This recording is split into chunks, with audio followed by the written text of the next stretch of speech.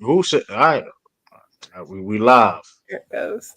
We live, we We live, we live. live, we live, We're y'all. What's live going and on? direct, man. We're live in Live and full direct. effect. Hold up. Yeah, man. Everyone, put your ones in the chat, man. It's been a long time you've been waiting for. You already know what it is. Put them ones in the chat. Put them salutes in the chat. Put that love in the chat. Put the peace signs in the chat. You know how it is. We've got A Sturdy. We've got True the King. We've got Rebrandon. We got Hollywood Hearn. We got our sister, Maria knows best. You already know. You got your boy, H from the UK. Ladies and gentlemen, it's time. It's the main event, the premiere of premieres, the shows of shows, where facts meet fiction, where hilarious meets hysterical, where truth hits the fan. It's the crossover.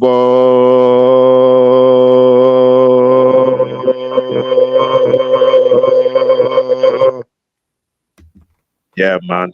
Hype Let's us get it up, in. H. Hype us up. Yeah, man. Put them bombs in the chat, man. Put them bombs in the chat. Man, y'all gonna love this today, y'all. Y'all gonna love this, man.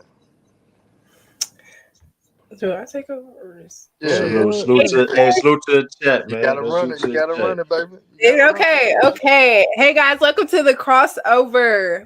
I'm your host for this show. Maria knows best. And y'all see who else we have on this stage today. We're just gonna get into some sports topics. And the first topic that we're gonna start off with is OJ Simpson passed away Tuesday, April 9th. What were you guys' reactions when you first found out that OJ Simpson had passed away? Or did you even care? Like, I start off. I hated it because he was kind of reintroduced to this generation. Shout out to Cam and Mace for making people look at OJ in a different light. A lot of people beforehand thought OJ unfortunately was an Uncle Tom in a lot of people's eyes. That's what a lot of people did think about him, that he wasn't for the black community. Then he had some skeptical things that went on in his life, whether it was that murder trial that he was not convicted of, he was found not guilty by the way. And also the fact that he was locked up in prison for 8 years, for basically getting his memorabilia back. But other than that, he was a hell of a football player, one of the best running backs of all time. Um, to me, you consider him like a top six running back of all time because people don't speak on OJ like this, but the records, Christian McCaffrey broke a record of his, and a lot of they hated him so much they didn't even want to mention the fact that Christian McCaffrey broke his most consecutive touchdowns record. That was OJ Simpson's record. So shout out to him. Shout out to Cam and Mace for showing OJ in a different light because he got one hell of a personality for what I was seeing on the show. And man, rest in peace to one of the greatest running backs of all time, man. Absolutely. agree. Casual, what was your reaction to the passing of OJ Simpson? Obviously, just a little bit of sadness, especially with me being a doctor working in MD Anderson, which is a cancer center here in Texas. I feel about as sad for him losing a fight against cancer as I do with any other patient fighting against cancer. So, yeah, sadness. I wasn't around during the time of OJ Simpson's days as a football player. So, forgive me, Herm, if I'm a little ignorant to his success and all of his dominance in the NFL. But just simply as a patient that was just trying to overcome the impossible odds against cancer and him being one of the many that come out unsuccessful. It was very sad. True the King. Oh yeah. To piggyback where Herm Casual saying, listen, RP OJ is always it's always unfortunate somebody passing away. And like I said, I mean, unfortunately, the incident in '94. We don't want to get into it, but unfortunately, that incident that he was found innocent on still affected his whole career, whereas overshadowed him as a great athlete. You Yeah. know, um, before he had kids and grandkids and that nature. Like I said, one of the best running backs of all time. I mean, hey, like I said, if you just don't see the BS per se. You look what he had was a football player. Like I said, first running back to rush for 2,000 yards in the season. Did it in 14 games. People can't even do that in 17 games. So I'll be especially in Buffalo Bills at the time that hey, who people can't even name who was on that roster when he played. So man, listen, RP is the juice. One of the best to ever do it. And that's all I gotta say on that. Rebranding A30. I think this is H from the UK. What are y'all's thoughts on the passing of OJ Simpson? I so one thing I want to I guess in a moment, just kind of shed light on some of the positives, right? Because we all been, listening to some of the headlines and we all are on social media. So we know the other thing that's being discussed, but I just kind of want to discuss the football player, right? Yeah. So a lot of people may not know that he was, an NFL MVP, right? Yeah. Offensive Player of the Year, 1973. 5-time first team All Pro, 5-time Pro Bowler, right? AP Athlete of the Year, 1973. Heisman Heisman Award winner as well, right? So when we talk about OJ Simpson, it's like, listen, we got to put some respect on the man as a football player. One of the great athletes that we've had, and definitely sending love and prayers to his family. At the end of the day, he had children, sending love and prayers to them as well. And if anyone's ever lost someone to cancer, definitely, what that, how devastating that is. So anyone that's ever lost anyone to cancer, we send love and prayers, and especially to his family as well. A30, H from the UK. I probably have the most or the least insight, I should say, because American football is not really big in the UK, but Oh, yeah. he's a legend in his field, and I'm just seeing a lot of how can I say negativity around him, and I think that's really wrong. In all honesty, end of the day, he was a father, he was an uncle, he was a cousin, and like at the end of the day, he's got relatives as well. So let's just be respectful, regardless of what we think he done. End of the day, when we all pass over, man, we gotta see the Lord, and He's gonna judge us all, regardless. So let's just have that in consideration, and just show the man a bit of grace during this time, and just remember, at the end of the day, we all gotta go one day, and we won't want people to talk dirt on our name as well. So That's right. R.I.P. OJ, man. That's absolutely. A30, are you there? Yeah, my bad, y'all. Have some technical difficulty. But all in all, I think all my wonderful co-hosts hit it right on the head, recognizing the greatness of OJ, top 5 running back of all time, top 10 college athlete of all time. Mm.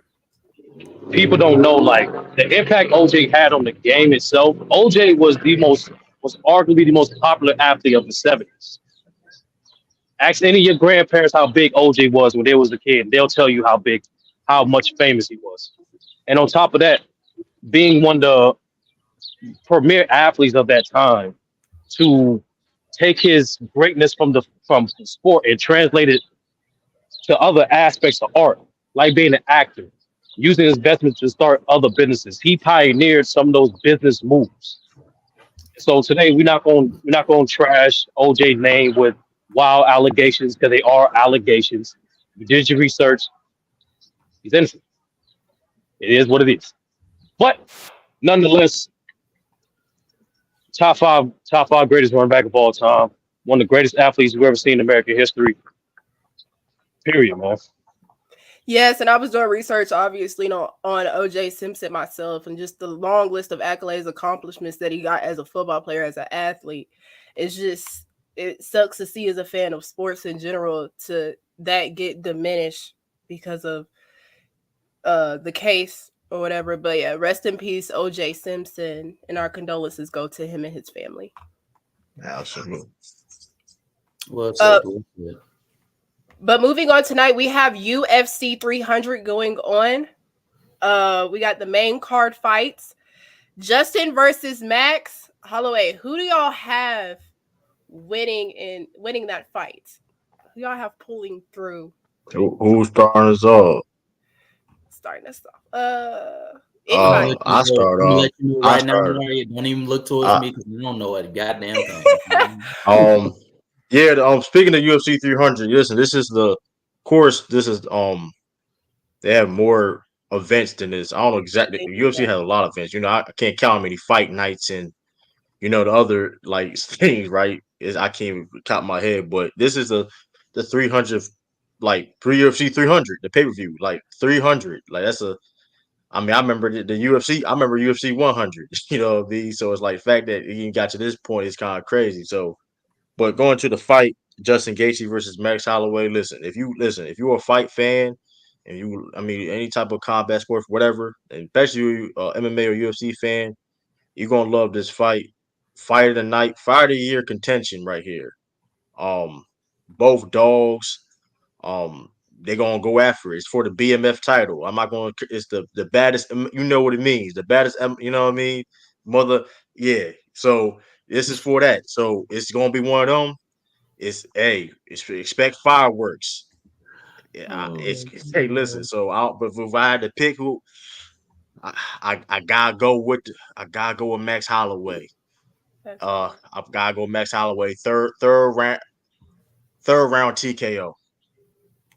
Third round. Okay. Anybody else want to jump in on Justin versus? Yeah, let me set this record straight, man. People don't know this potential matchup has fight of the year, fight of the decade potential. All right, we talking about Max Holloway, arguably the greatest featherweight in UFC history. I'm talking about a guy who, at one point in this business, was on a 14-fight win streak, one of the most well-rounded mixed martial arts we have in the history of our game today. In particular, phenomenal footwork, phenomenal boxing. Here's a fun stat for people who don't know much about Max Holloway. Out of the 10 different champions that he fought, and over the thousands of significant strikes that he landed, which is a UFC record, he never been dropped. Ever. And that's come across killers like Jose Aldo. Mm-hmm. Even Anthony Pettis. Like these are the men that never even dropped Max Holloway. That what makes this fight so intriguing, because you got a guy like Justin Gaethje who fought them all, who did them all, who's the highlight reel for a reason. He's your fighter's favorite fighter. This guy right here, one of the most devastating leg kicks you ever seen in UFC, one of the most sharpest boxers you ever seen.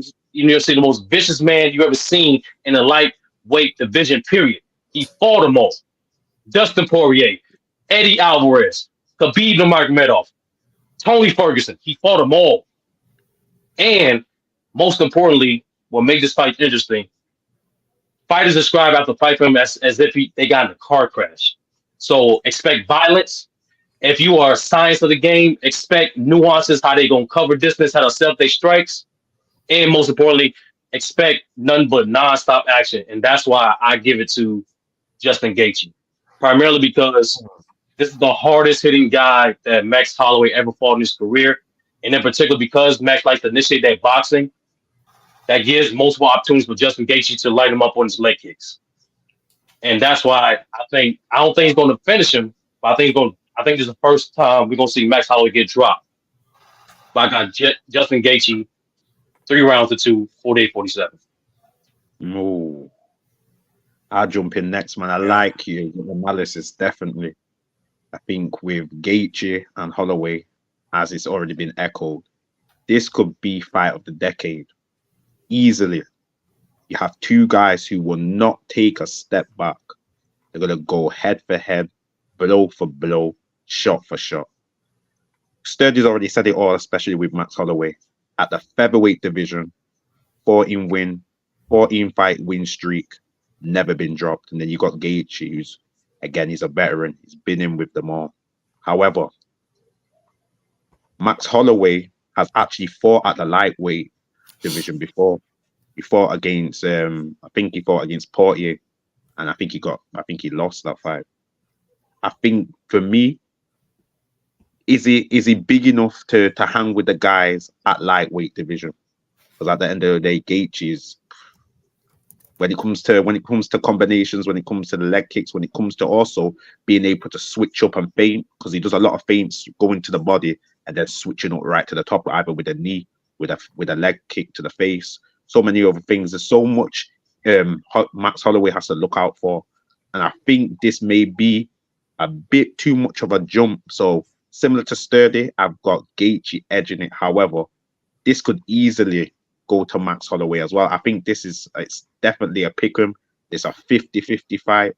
Max Holloway, for me, for his keys of victory, he may need to take this fight to the ground, because Gaethje, he loves to stand up, and again, his takedown defense isn't the best. That's probably his keys to victory. And he's also going to have to be able to not always engage with Gaethje, because if he engages with Gaethje, and Gaethje loves to throw when you're throwing, and he's always first to the punch. 9 times out of 10, he's first to the punch. He's going to go lights out.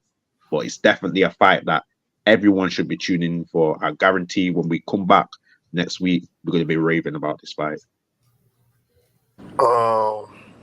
I think I have a take different though. I think it's gonna be easily convincing. I think Justin gonna pull it off. I think it's counterattacks, because he's a great counter. He's great with his counters. I think his counters gonna be the difference in this fight, and I think he's gonna dominate. I think it's gonna be a unanimous decision for Justin. I don't think it's gonna be any knockouts, because I think Max is tough, but I think Justin, with his counter ability, with his counter striking, I think it's gonna be the difference in the fight, and I think that's what's gonna decide the outcome. Okay, so Herm, you say you got. I'm sorry, Young Africa. Young Africa, you want to? Oh yeah. Not let Mariah do her thing, man. Hey, break You it got down. Young Africa, and welcome to the stage, Young Africa. What's Go up, ahead. man? Look, man. Welcome Young Africa to the show. Man, I'm just saying, like, you I just just can't. slide in. It's all love. Shout out to Mariah, man. You're looking beautiful. And look, man. We out here looking like the black ESPN. Where the spike? Hey, Herm, all the bases gone. Look, UFC, first off, man, I ain't even gonna do the X's and O's, right? UFC, Ultimate Fight crumbs, man. They give crumbs to their fighters. We understand, even on the pay-per-view 300, they out here giving crumbs, ain't really paying dudes like that. They ain't really doing it like that. And so you out here, if you're in the WWE, you getting paid more than you are in the UFC, man. This is amazing. And so we got 300, right? And I think personally that this fight ain't gonna be banging like that. Yeah, if you don't like defense and if you like all offense and you want your chin get rocked, yeah, you're gonna like this fight. But at the end of the day, this ain't gonna be a great all-time great decade type fight. You know what those decade type fights are, Herm? You know what they are? They're championship fights, not no fake BMF belt. Hey, what does BMF even mean, Herm? You ever heard about a BMF belt? So I don't care about this fight. The best fight that I've seen in the last couple of years has been Adesanya versus Pereira. That's when there is a rivalry. There is championships on the line. There is a historical understanding of what's been happening. There's an actual highly technical, skilled fight. And so this fight going to be nothing but no defense, no head movement, dudes swinging for the fences, the crowd going wild, and savages clapping for savagery. That's what we're going to see. That's going to be interesting. I don't really care who wins, though. Yeah, I will say that there is a $300,000 performance bonus in this card. Yeah. Yes, sir. One of those? One? Or how many of those? And actually, no, Africa. The way performance of the night works, there's up to 5 different ways you can get a bonus. So what Dana did for this special night, he's usually it's only 50,000. Now he times that by 6, by making it 300,000. Oh, okay. So my bonus is going to be more than my paycheck. Okay, that sounds good. That sounds. No, actually, no, Africa. But that's not the point though. A lot of people don't know the way you can accumulate these bonuses be either by fight of the night, submission of the night, performance of the night, knockout of the night. Yeah, there's so many other ways to accumulate the bonus of the night, and that's what's gonna make this fight even more better. So but do you think this already being UFC 300? So basically, Dana White he's trying to motivate his fighters, right? Because listen, if I'm a fighter on this card and you telling me, listen, the fight bonus $300,000, performance bonus $300,000, yeah, So if I'm Jamal Hill, right, which is a fight that I'm actually one of the fights I'm looking forward to, the Jamal Hill fight, because he never lost his title, right? So if I'm him, not True. only am I motivated by the fact that I never lost my title, I'm also motivated by that $300,000 performance bonus. So that's the fight I'm actually looking forward to. That's the fight that I Yeah. think we need to keep our eyes on. But go ahead. But go ahead. I was just saying, before we get to that big fight, I wanted to talk about the co-main event fight between the two ladies. Wheelie, correct me if I'm pronouncing this wrong. I heard a video, but I can't remember how it's pronounced. Weili Zhang versus Yan.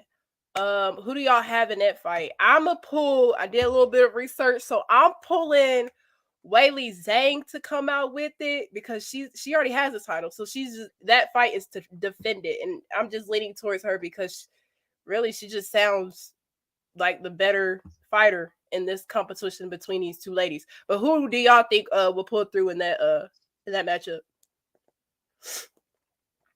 I'm going to, like you, I'm going to also go with the champ, Zhang Lane. Number one, she's experienced. This is her third title fight.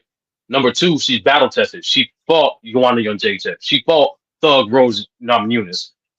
She knows she knows what it takes to not only have that 5-round experience, which is 25 minutes of fighting, but most importantly, she has the strategic experience by training with other Olympic gold medalists like Hirasuto, adding wrestling to her already elite footwork and kickboxing game that she learned in China.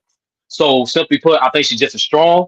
I think she's actually better technical, and especially setting up her kicks and covering distance where her takedowns, and that's why I give her third round finish. I think she's gonna win and retain her title. Yeah. Anybody else? True King? Yeah, I got the same. I think she's the favorite. I mean, honestly, the favorite to win this fight. She's been the experience. I think it's gonna be a good fight though. Still, I got Zhang in a unanimous decision. But like I said, this is also too. They both um Chinese fighters. Listen, this like both of them raised the They are. the popularity of MMA in China. It's probably the biggest, if I'm not mistaken, maybe the biggest Chinese MMA fight of all time. And what else to do it on the UFC 300? So, shout out to Zhan, but excuse me, but I think Wei Li is just. I think she's just a better fighter. So it's gonna be tough. But I mean, I got the champ on this one. Yeah. Who I else? come in with my take. I'm actually going the opposite. I think Yan Zhang's gonna actually win this fight. I think she's gonna take it, and here's why. Zili is a very good fighter. She's a kickboxer, as Study's already mentioned as well, and she increased her wrestling. However, she's actually the shorter fighter. And if you watch her fight with Joanna, at some points of the fight, especially the early rounds, she's actually struggling with finding her distance and actually with the height and the length of Joanna. Joanna was keeping her at range and keeping her on the back foot, and she was kind of scared to go in and take a shot to give a shot. Later in the rounds, as Joanna slowed down, she started putting on the pressure. Now, when you watch Zhan is a fantastic striker. She keeps you at distance. She reminds me similar in terms of her striking to Holly Holmes. So she keeps the fight in the center of the ring, keeps it, how can I say, timed, and then bam, hits you with a jab, bam, hits you with a jab, backhand, bam, shots to the leg, switching it up, and always keeping you thinking and using a height and a range. I think with the wars that Gilly's been in, I think it's going to take its toll. And plus, again, both of them are going to be winners at the end of the day because they're both Chinese, and we know that the Chinese are very loyal to each one another. But I think Zhan is going to edge it just on her timing and just at being able to use her range and her height in this fight. That's my take. It's a good take. And from there, we'll move on to the biggest fight, the one that Brandon wanted to talk about. Alex Pereira. I pray I am pronouncing his name correctly, versus Jamal Hill. Who do y'all have? I got Alex, but who do y'all have and why? I got Jamal Hill. Second round knockout. Jamal Hill, if y'all didn't know, Jamal Hill is former champion. He had relinquished the belt toward his Achilles. Yeah. Now he's back, of course, challenging Alex Pereira. I think it's Alex Pereira. I have to just because it's phenomenal how the fast rise he's on. Like it's still incredible. Like this is his like eighth fight in the UFC. He's a 2-time champion, 2 different weight classes. So beating Izzy before, knocked out in kickboxing multiple times, and then in the UFC to get the UFC middleweight belt. He lost that fight, of course. Then come up beating Yuri to get the belt last November per se. So this is gonna be listen, if you like knockouts, you like finishes, stuff like nature, I think Jamal Hill is gonna be one of them getting knocked out. I just think Jamal Hill gonna do. I think it's gonna be very interesting.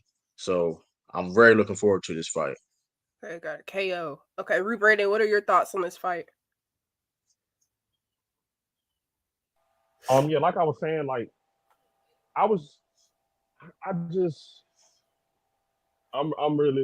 going with Jamal Hill on this one. Just because, like True just said, like he never lost his title, right? Like he ended up tearing his Achilles, I believe, playing basketball. Mm-hmm. Ended up tearing his Achilles, had to relinquish the belt, and he's back now. And I think he's back to reclaim what's his, rightfully so. And I'm rooting for him. I think I'm not gonna say a second round knockout. You know what? Fuck it. Second round knockout. Let's go with it. Second round knockout. Okay. I think, and like I said, on top of that, I never lost my title. Again, that 300,000. Listen, we in Vegas. So you telling me, yeah, 300,000? Yeah, let's go. That's all the motivation I think he needs right there. But go ahead. Ace 30. Ace 30, are you there? Ace 30? Oh, yeah. So, my bad. Alex Pereira is arguably the greatest kickboxer that MMA ever seen. You're talking about devastating leg kicks. Honestly, the greatest left hook. Probably, forget just MMA, probably in striking sports history. This guy is 6'4" and is a tyrant throughout the league. As my co-host already said, have championship experience already. Less than 15 fights in UFC, already had multiple title, not only defenses, but also 2 division champ. Well, all that being said, my blacklist just simply won't allow me to go against Jamal Hill. Like, it's really that simple. Like, I'm talking about a guy. When Alex faces guys his length and his height, he's typically susceptible to getting hit more. That's natural, right? It's primarily because the way his defensive technique and preference is. He keeps his hands low. He's great at turning his opponent. He's great at managing that distance, especially with his kicks and jabs, and it's mixed up to a body, but primarily he gets hit way more. And just like Jamal Hill, he shows this habit of, if I get hit a certain way, I have to respond. I have to be more dogged. I have to sit on my punches and be more reactionary to being hit. With that being said, even though Alex is the most devastating knockout artist we probably ever seen into that division, he's still more susceptible to getting knocked out than Jamal Hill. Jamal Hill has an excellent straight. He has an excellent check, right hook. And most importantly, he's going to come across a guy who's just as good as a kicker as him, especially with targeting the body as well. So that's why I'm leaning towards Jamal Hill. I think it's going to be a third round finish. Okay, so far I'm the only one that's got Alex. But okay, Young Africa, you go next. Oh no, Mariah, you ain't the only one, because I got Alex Pereira as well, man. Look, man, Alex Pereira, like Sturdy said, man, but Sturdy with the major gas, greatest left hook in fight sports history. I don't know if Sturdy knows about a Joe Frazier. I don't know if he knows about a Mike Tyson. I don't know if he knows about a Sugar Ray Robinson. If you want to talk about left hooks, man, just look it up, Sturdy. But look, Alex Pereira all-time great in terms of MMA, UFC, and he is a great knockout puncher. But that's not the reason why I think he's going to win. One, Jamal Hill's defense isn't the greatest, right? He has his hands down a lot and trust in his reflexes a lot. If you watch his fights, right, susceptible to getting hit as well. And then Alex Pereira doesn't have the greatest defense, hands down to beat you win, but his management of the distance, his ability to always understand his distance, having a longer reach, being the taller fighter, and the distance from his kickboxing experience, being an all-time great kickboxer, is the reason why he'll win this fight. Now, if Jamal Hill wants to step in, he's going to get leg kick. He's going to get hit. And can he take one to give one? Because I don't think his head movement is the greatest. I don't think his hands are up enough for him to defend that. And if he's going to change up and have his hands up with a high guard, well, now he's not going to be so fast as to counter and to be ready to give it back. And so I think Alex Pereira is going to win. Now, if he take it to the ground, this and that, I don't even know if Jamal Hill off the Achilles has the stamina to do that for 5 rounds and to be able to hold a man's down like that. I don't think he's doing that. The man just tore his Achilles like 6, 7, 8 months ago. And so he ain't even at 100%, can't be 100%. And when those leg kicks come and bust out that Achilles, you're going to be feeling something, my guy, Jamal Hill. Now, I wouldn't mind if Jamal Hill won. You know what I mean? I love all the brothers in the world. But Alex Pereira is different, and he's going to show that he is the best light heavyweight in the game. And I hope Israel Adesanya beats that South African, then moves up and gets another belt and beats Pereira once again. They need to run that back because he was getting knocked out before he pulled off the miraculous punch off the ropes. I got somebody on my side now. H from the UK. What are your thoughts on this fight? I think this is a tie, man, because it's Alex all the way, man. Alex Pereira, hands of stone. This is what they're calling this guy, hands of stone, straight out of the favela, Brasilia. Tranquilo. Look, oh, yes, tudo bem. Yo, straight up, man. At the end of the day, Jamal Hill's coming back from Achilles tear. This is his first fight, man. And to come in against I don't even want to say what I think Alex Pereira is, man. But he's hard, man. He's a hard man. No homo, no diddy. Yo, he's a different kettle of fish when it comes to fighting. Yeah. And at the end of the day, when he feels them leg kicks, he's gonna feel something else, man. Also, Alex Pereira's actually been training with I think how you say his name is Texila. He's been training with him. Glover Teixeira. Definitely. And that's the guy who Jamal Hill took the title from. So he's gonna pick up some things, definitely. Especially with keeping range, especially with keeping the fight on standing up and keeping it off the ground. Now, here's the question, and I just want to pose it to everyone who's got Jamal Hill. Can he take the combinations of Pereira? Because Pereira loves switching up his shots. He loves feinting. He loves going to the body. And we already know going to the body slows you down. And especially when you've not fought in a year, how's he going to take those body shots? And is it going to affect the fight?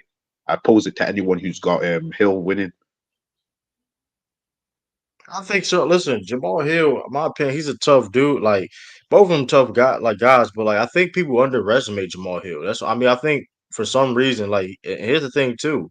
Jamal Hill definitely is a better ground fighter. So that's the other thing too. It don't have to necessarily be a stand up. But I think listen, Jamal Hill has power. Forget about the left hook. Yeah, hey, y'all can keep talking about the left hook comment, whatever stereotype is. But one thing you cannot deny with Jamal Hill is the power. The man has dangerous power that listen, Pereira gotta watch out. If you ever seen him, he hit Johnny Walker barely in his forehead, lights out. I mean, like you said, going back to Glover Teixeira, listen, he pieced him up. He pieced Glover up. And listen, I don't even know Pereira better than Glover Teixeira. A prime one per se. You know what I mean? Stop it, man, I don't even know if he's better than him per se. Stop this cat. What? Listen. I'm just saying Jamal is just a better well-rounded fighter when all things listen, like, hey, Jamal, the Sweet Dream, his nickname Sweet Dreams for a reason. He put people to sleep. Hey, listen, hey man. Listen, man, Michigan in the he from Michigan. Listen, man, hey, he a dog, man. Like I said, and you talk You about he say ain't you don't know if 100%. Well, if Pereira he better wasn't than 100%, if he wasn't 100%, he wouldn't be fighting in UFC 300. This no the man, listen, bag. he The and he bag got is the heavy, same. bro. Listen, he got the same surgery. He got the same surgery Aaron Rodgers got. So he good. He Aaron good. He got the Rodgers. same surgery, the same doctor, the same Aaron doctor where Rodgers Aaron ain't Rodgers. fighting Alex Pereira, bro. Stop it, man. Stop it. Hey, listen, man. Hey, he good. He's straight, man. So hey, shout out to Jamal Hill. I got Jamal second round knockout, man. Okay. So I think that was like a split decision. So I think 3 said Alex, 3 said Jamal. We shall see tonight because the fight does happen tonight. Whoever wins. It could And be a chat, tie. make sure y'all tell us who y'all got, like, because maybe Oh y'all yeah, pick tell us who y'all got in the Reese. chat too. So we shall see who wins Who this y'all got, night. man? Moving on to the much more phonier side of fighting, whatever you want to call it. WrestleMania 40 happened a couple of days ago, a couple of weeks ago. So we saw a lot of storylines come to a finish. We saw some historic things be done. We saw WWE basically come back to its full form of entertainment and enjoyable viewing over the past couple of years, to be honest. Casual, what did you think about Cody Rhodes' finished story? And what do you think happens from here on out for Cody Rhodes? The match in itself was I don't think we could have foreseen a much more entertaining ending to that storyline. I think the Cody Rhodes and Roman Reigns WrestleMania bout is probably the best. Yeah, there I say the best storyline, like storybook ending to a title change that we have ever seen in WWE history, and it was all thanks to Triple H.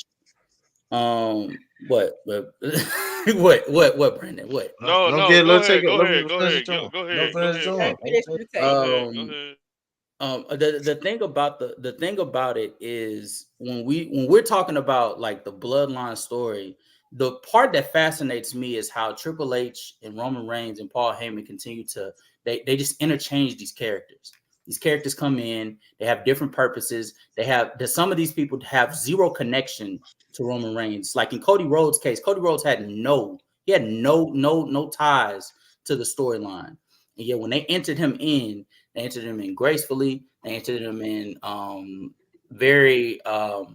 It was definitely with a boom. And so everybody was on Triple H's case when he lost at WrestleMania 39. So coming into WrestleMania 40, we all knew, especially once he won the Royal Rumble, he had to finish the story.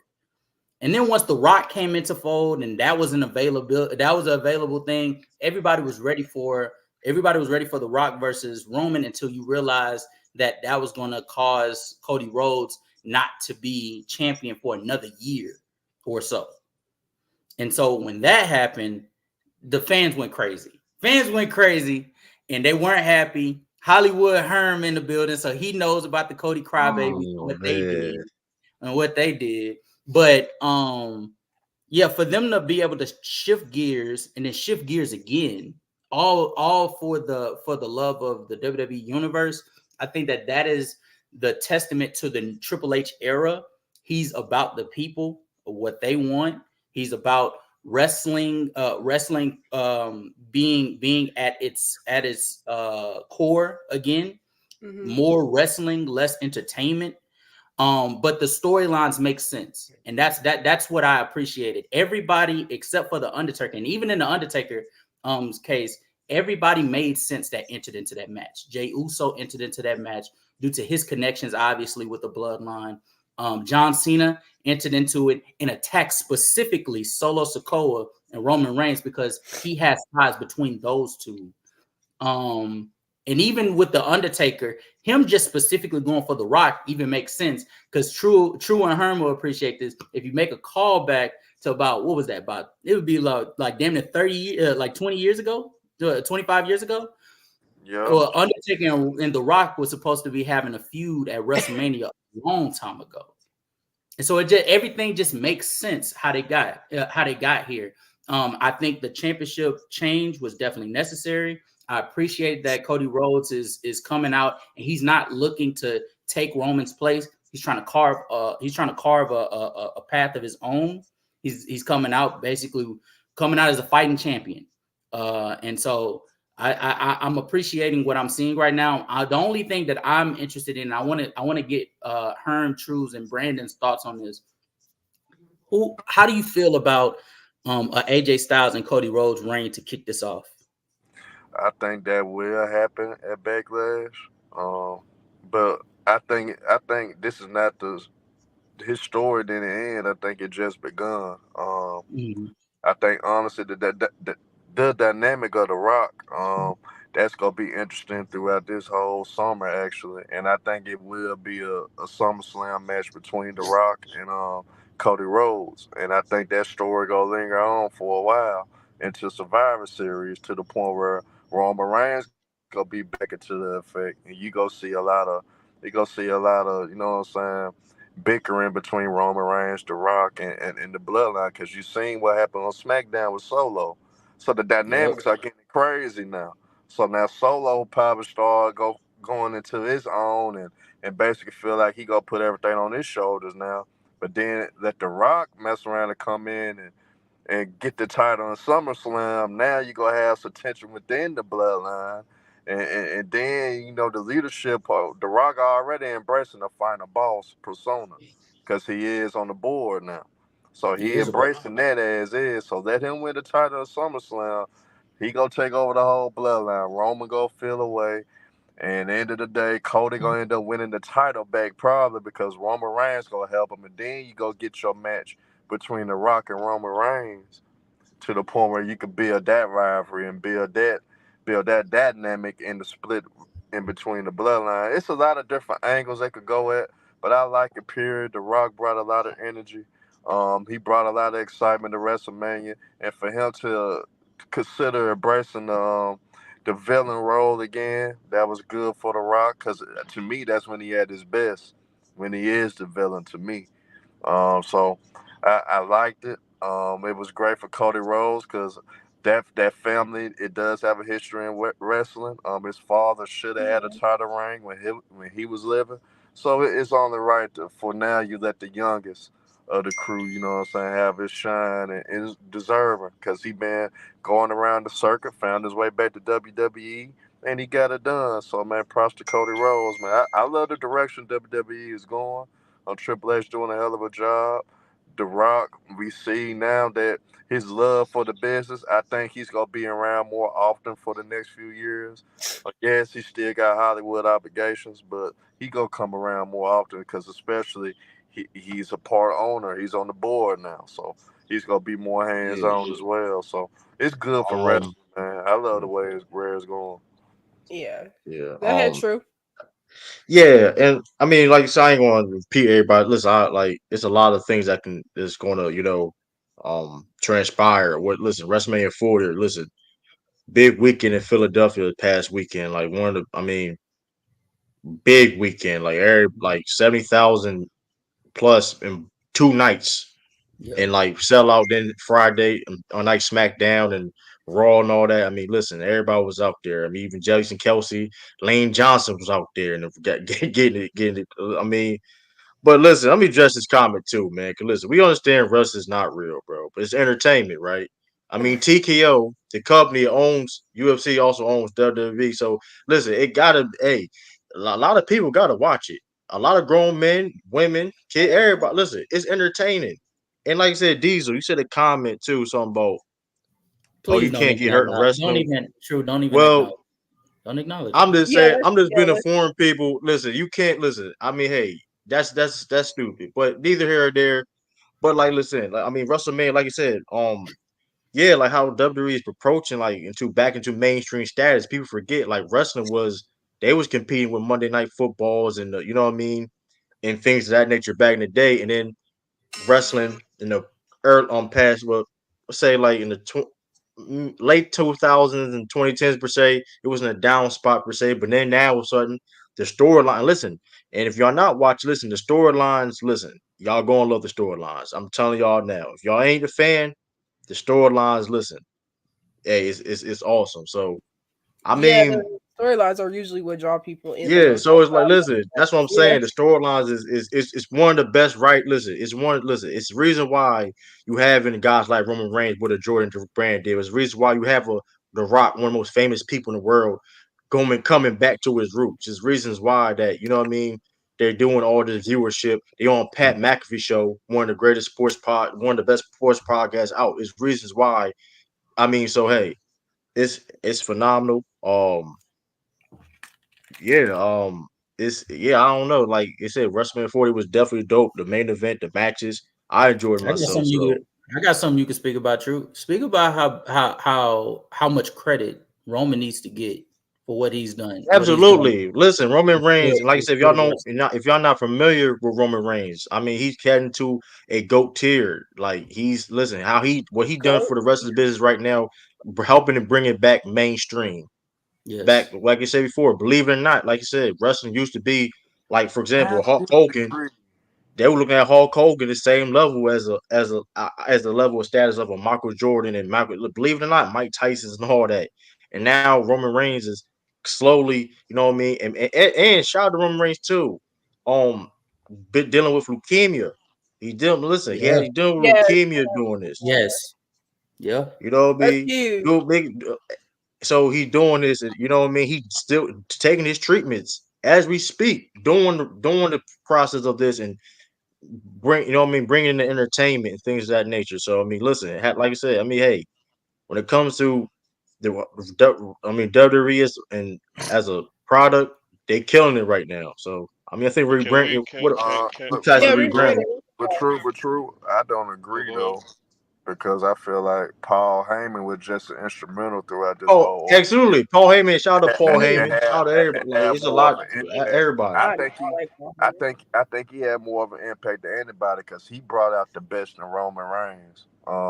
Once Roman Reigns aligned himself with Paul Heyman, that's when you got to saw the different personality of Roman Reigns. That's when you got to see that okay, Roman Reigns can actually, you know what I'm saying, get on the mic. He can actually talk his stuff. He actually, you know what I'm saying, could be entertaining. A lot of people was frustrated with Roman Reigns because he was kind of boring.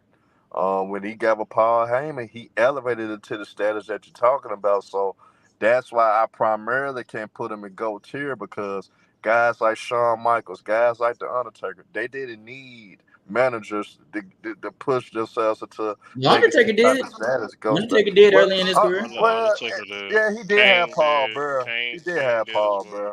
But Yeah. but it but it was more the mystique of the Brock Undertaker Lesnar more 2002 than had Paul, Paul bro. Heyman. And what did we Uh, fall in love with? What did we fall in the love with Rock, doing about I mean the Rock did. The Roman Reigns character during the pandemic though, Herm? We fell in love with the mystique of Roman Reigns. And to add to that point, in 2020, to start the whole runoff, Heyman barely said anything. He was just there.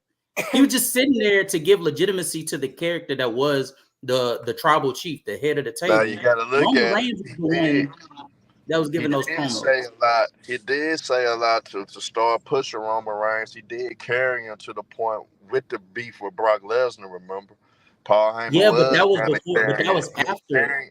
Nah, he was carrying in that because you remember that's when Roman Reigns first came back. That's when Roman Reigns was getting Mm-hmm. things going.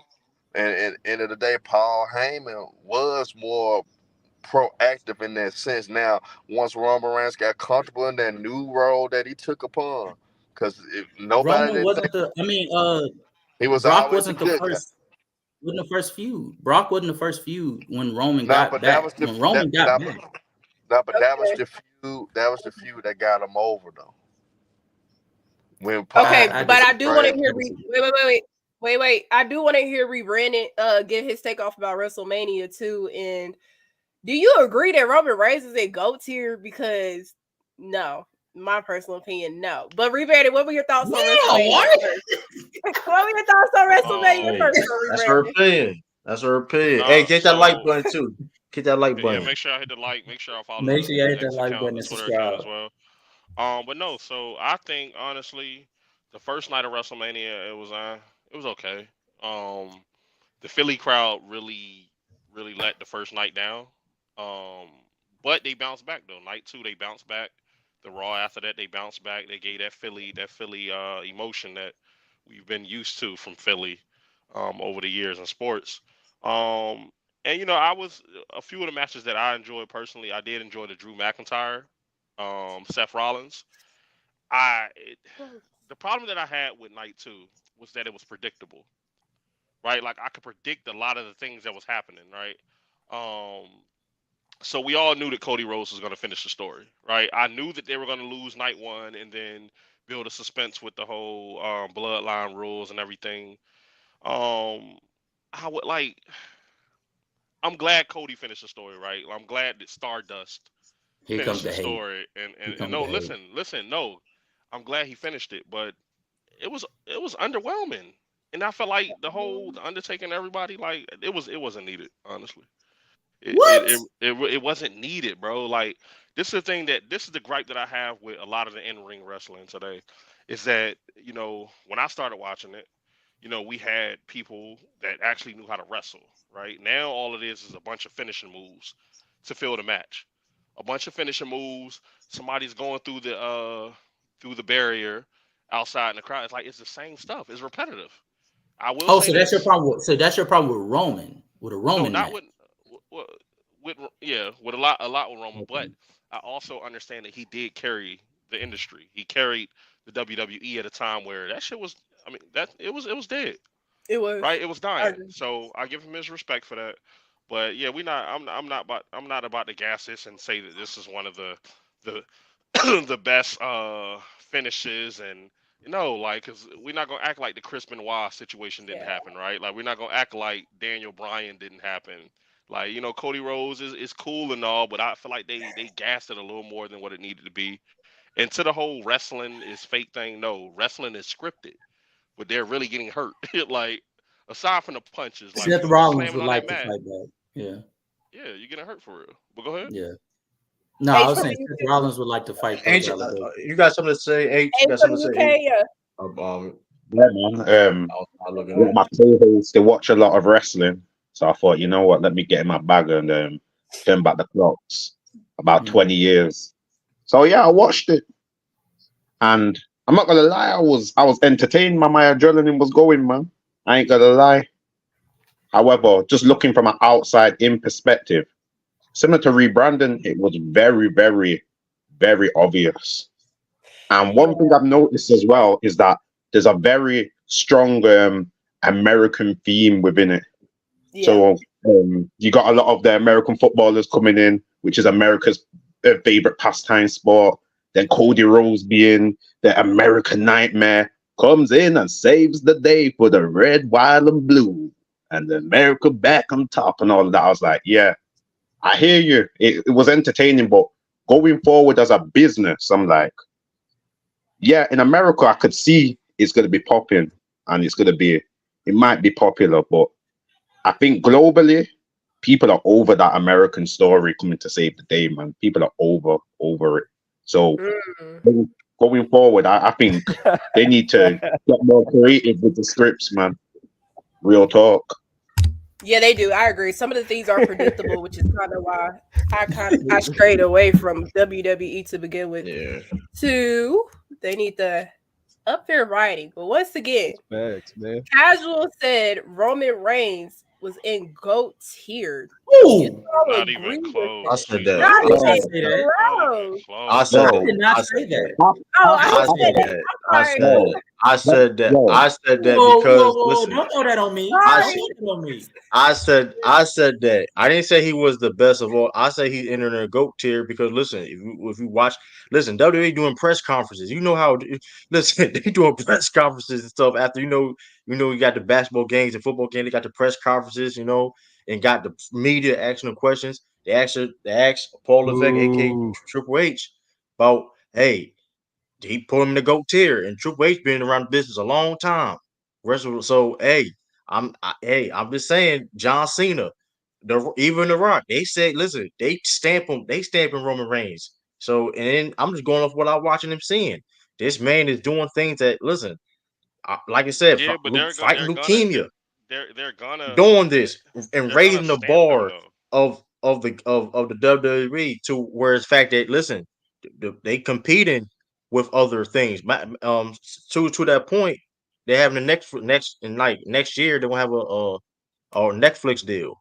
Well, they already signed a Netflix deal, but you will see Monday Night Raw on Netflix. So we don't even got the NBA on Netflix yet. Who would have thought? Who would have thought that we gonna see Raw on Netflix before NBA and NFL? But that ain't that crazy. But I mean, hey. y'all are gassing, dude. Like, of course you're gonna have these legends that are gonna like stamp him. Like they're trying to grow the sport.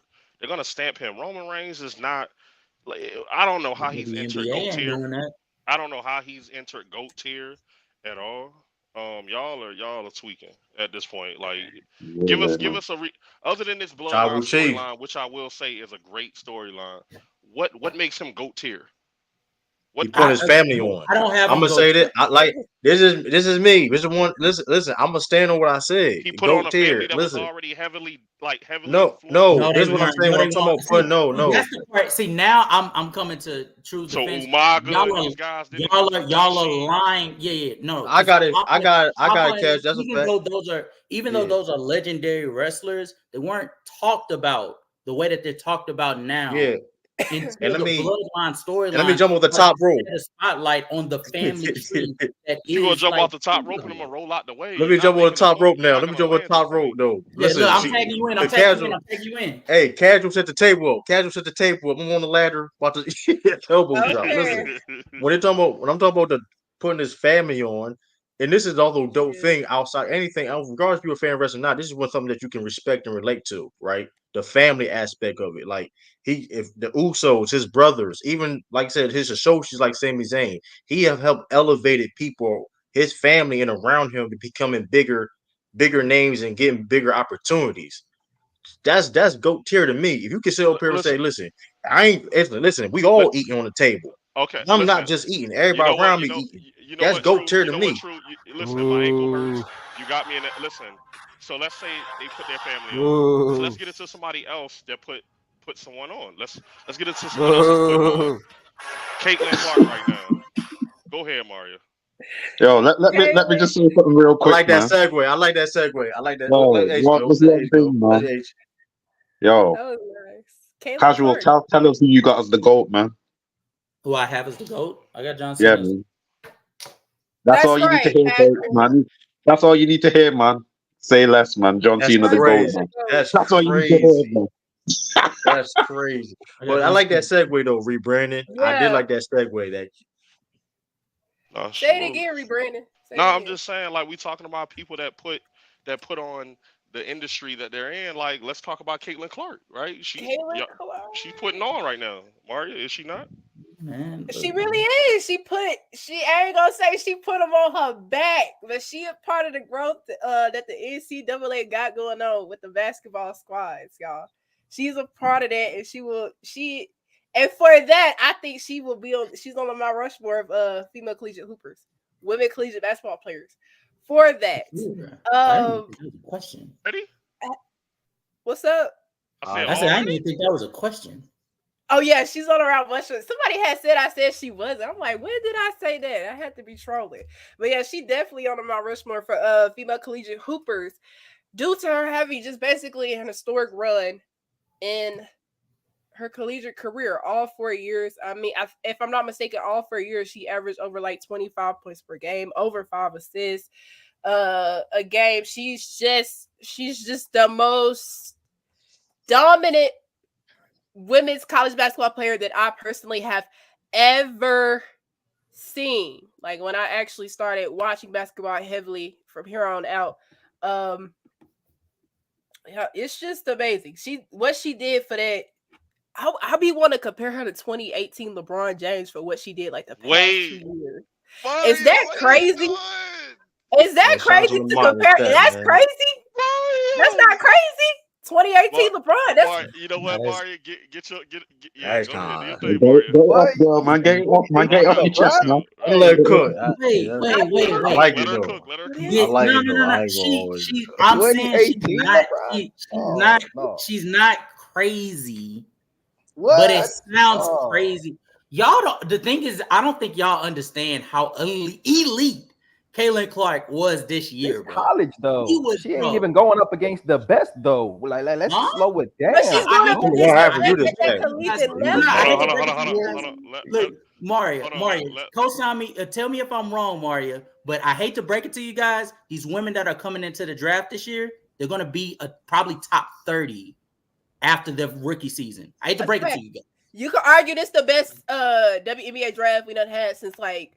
I agree with that. I agree with that. I agree with that. I agree. Yeah, this is the best. agree Yeah, with this is that. the best. Mario, so can you give us like, because I know that you're big into the whole, the WNBA and the women's sports and things like that. Can you give us like your top 5 coming out of college right now that we should be? Before I move on to Go ahead. that, I want to Go ahead. give a shout out to South Carolina women's basketball team because Yes.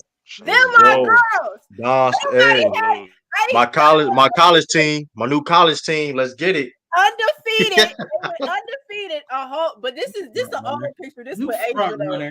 This with Asia. Hey, listen, shout out to Cadoce. Hey, I'm giving. Hey, You front hey, runner, listen, South too. Carolina. I'll be y'all the whole time, man. South Carolina, South what it is, Carolina. man. They went 38 and 0. So much of a whole front season, runner. Oh my god. including March Madness in a championship game. Coach Dawn Staley is that coach, and she will go down as one of. You could already argue she's one of the greatest women collegiate hoopers ever, but she will probably go down as one of the best college coaches combined ever due to what she's doing over there in South Carolina. She lost her whole starting 5 last year. Then she lost Aaliyah Boston, who was the best player in last year's draft class. She lost Zaya Cook, a phenomenal guard.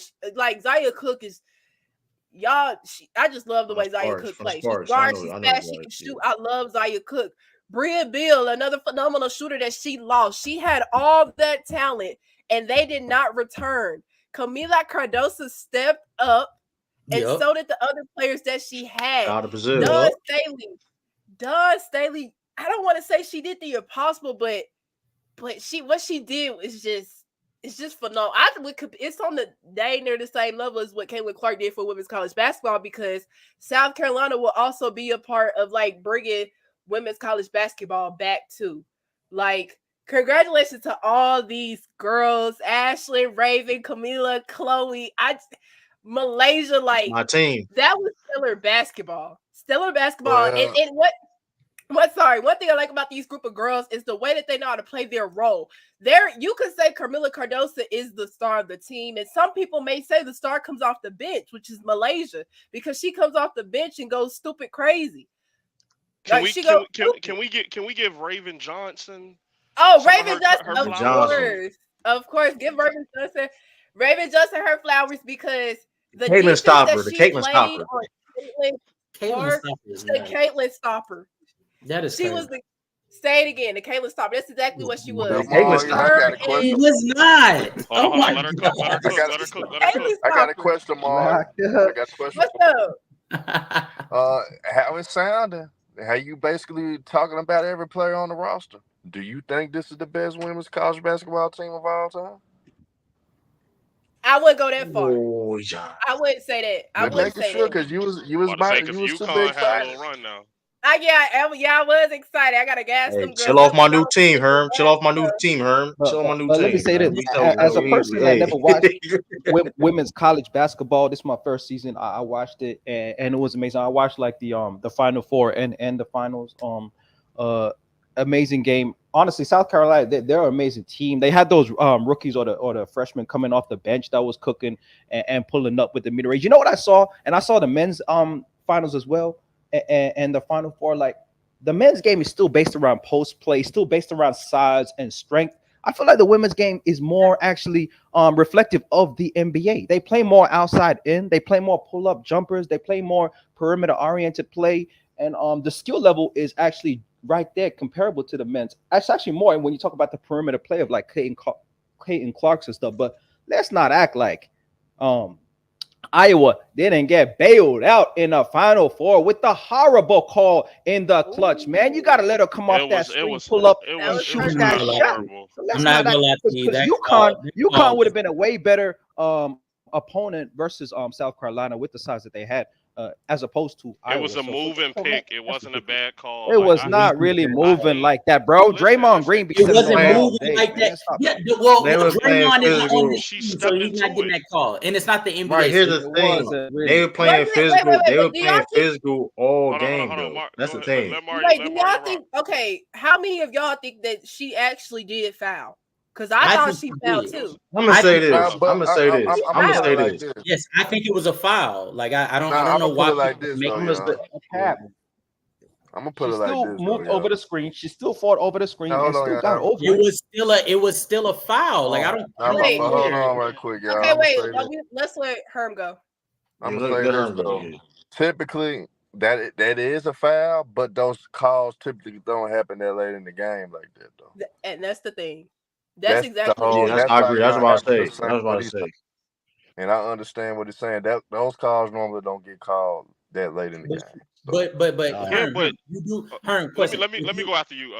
Yeah, for sure. Casual, because this I is just got a peeing question me for off Herm. right now. If you know that you're going against the face of the NCAA at that point, right now, if you know you're going up against that person and you know they're not finna be lenient on calls as they usually are because of the stakes that are at play, are you going to make those mistakes at that point? I mean that those type of plays typically happen throughout the course of a game, anyways. No. So it's kinda like, But I'm saying that with understanding the context of who you're going against, how badly, because we typically on this platform, I've heard on this platform people speak about how when it comes to basketball, especially when it comes to NBA, WNBA, just sports period that's in the media, they want to go with the matchup that's going to draw the most ticket sales. And so if that's the case, you know that they want Caitlin Clark to go up against South Carolina or whoever came out of that South Carolina game. We knew it was South Carolina, but you wanted to see her go up against whoever.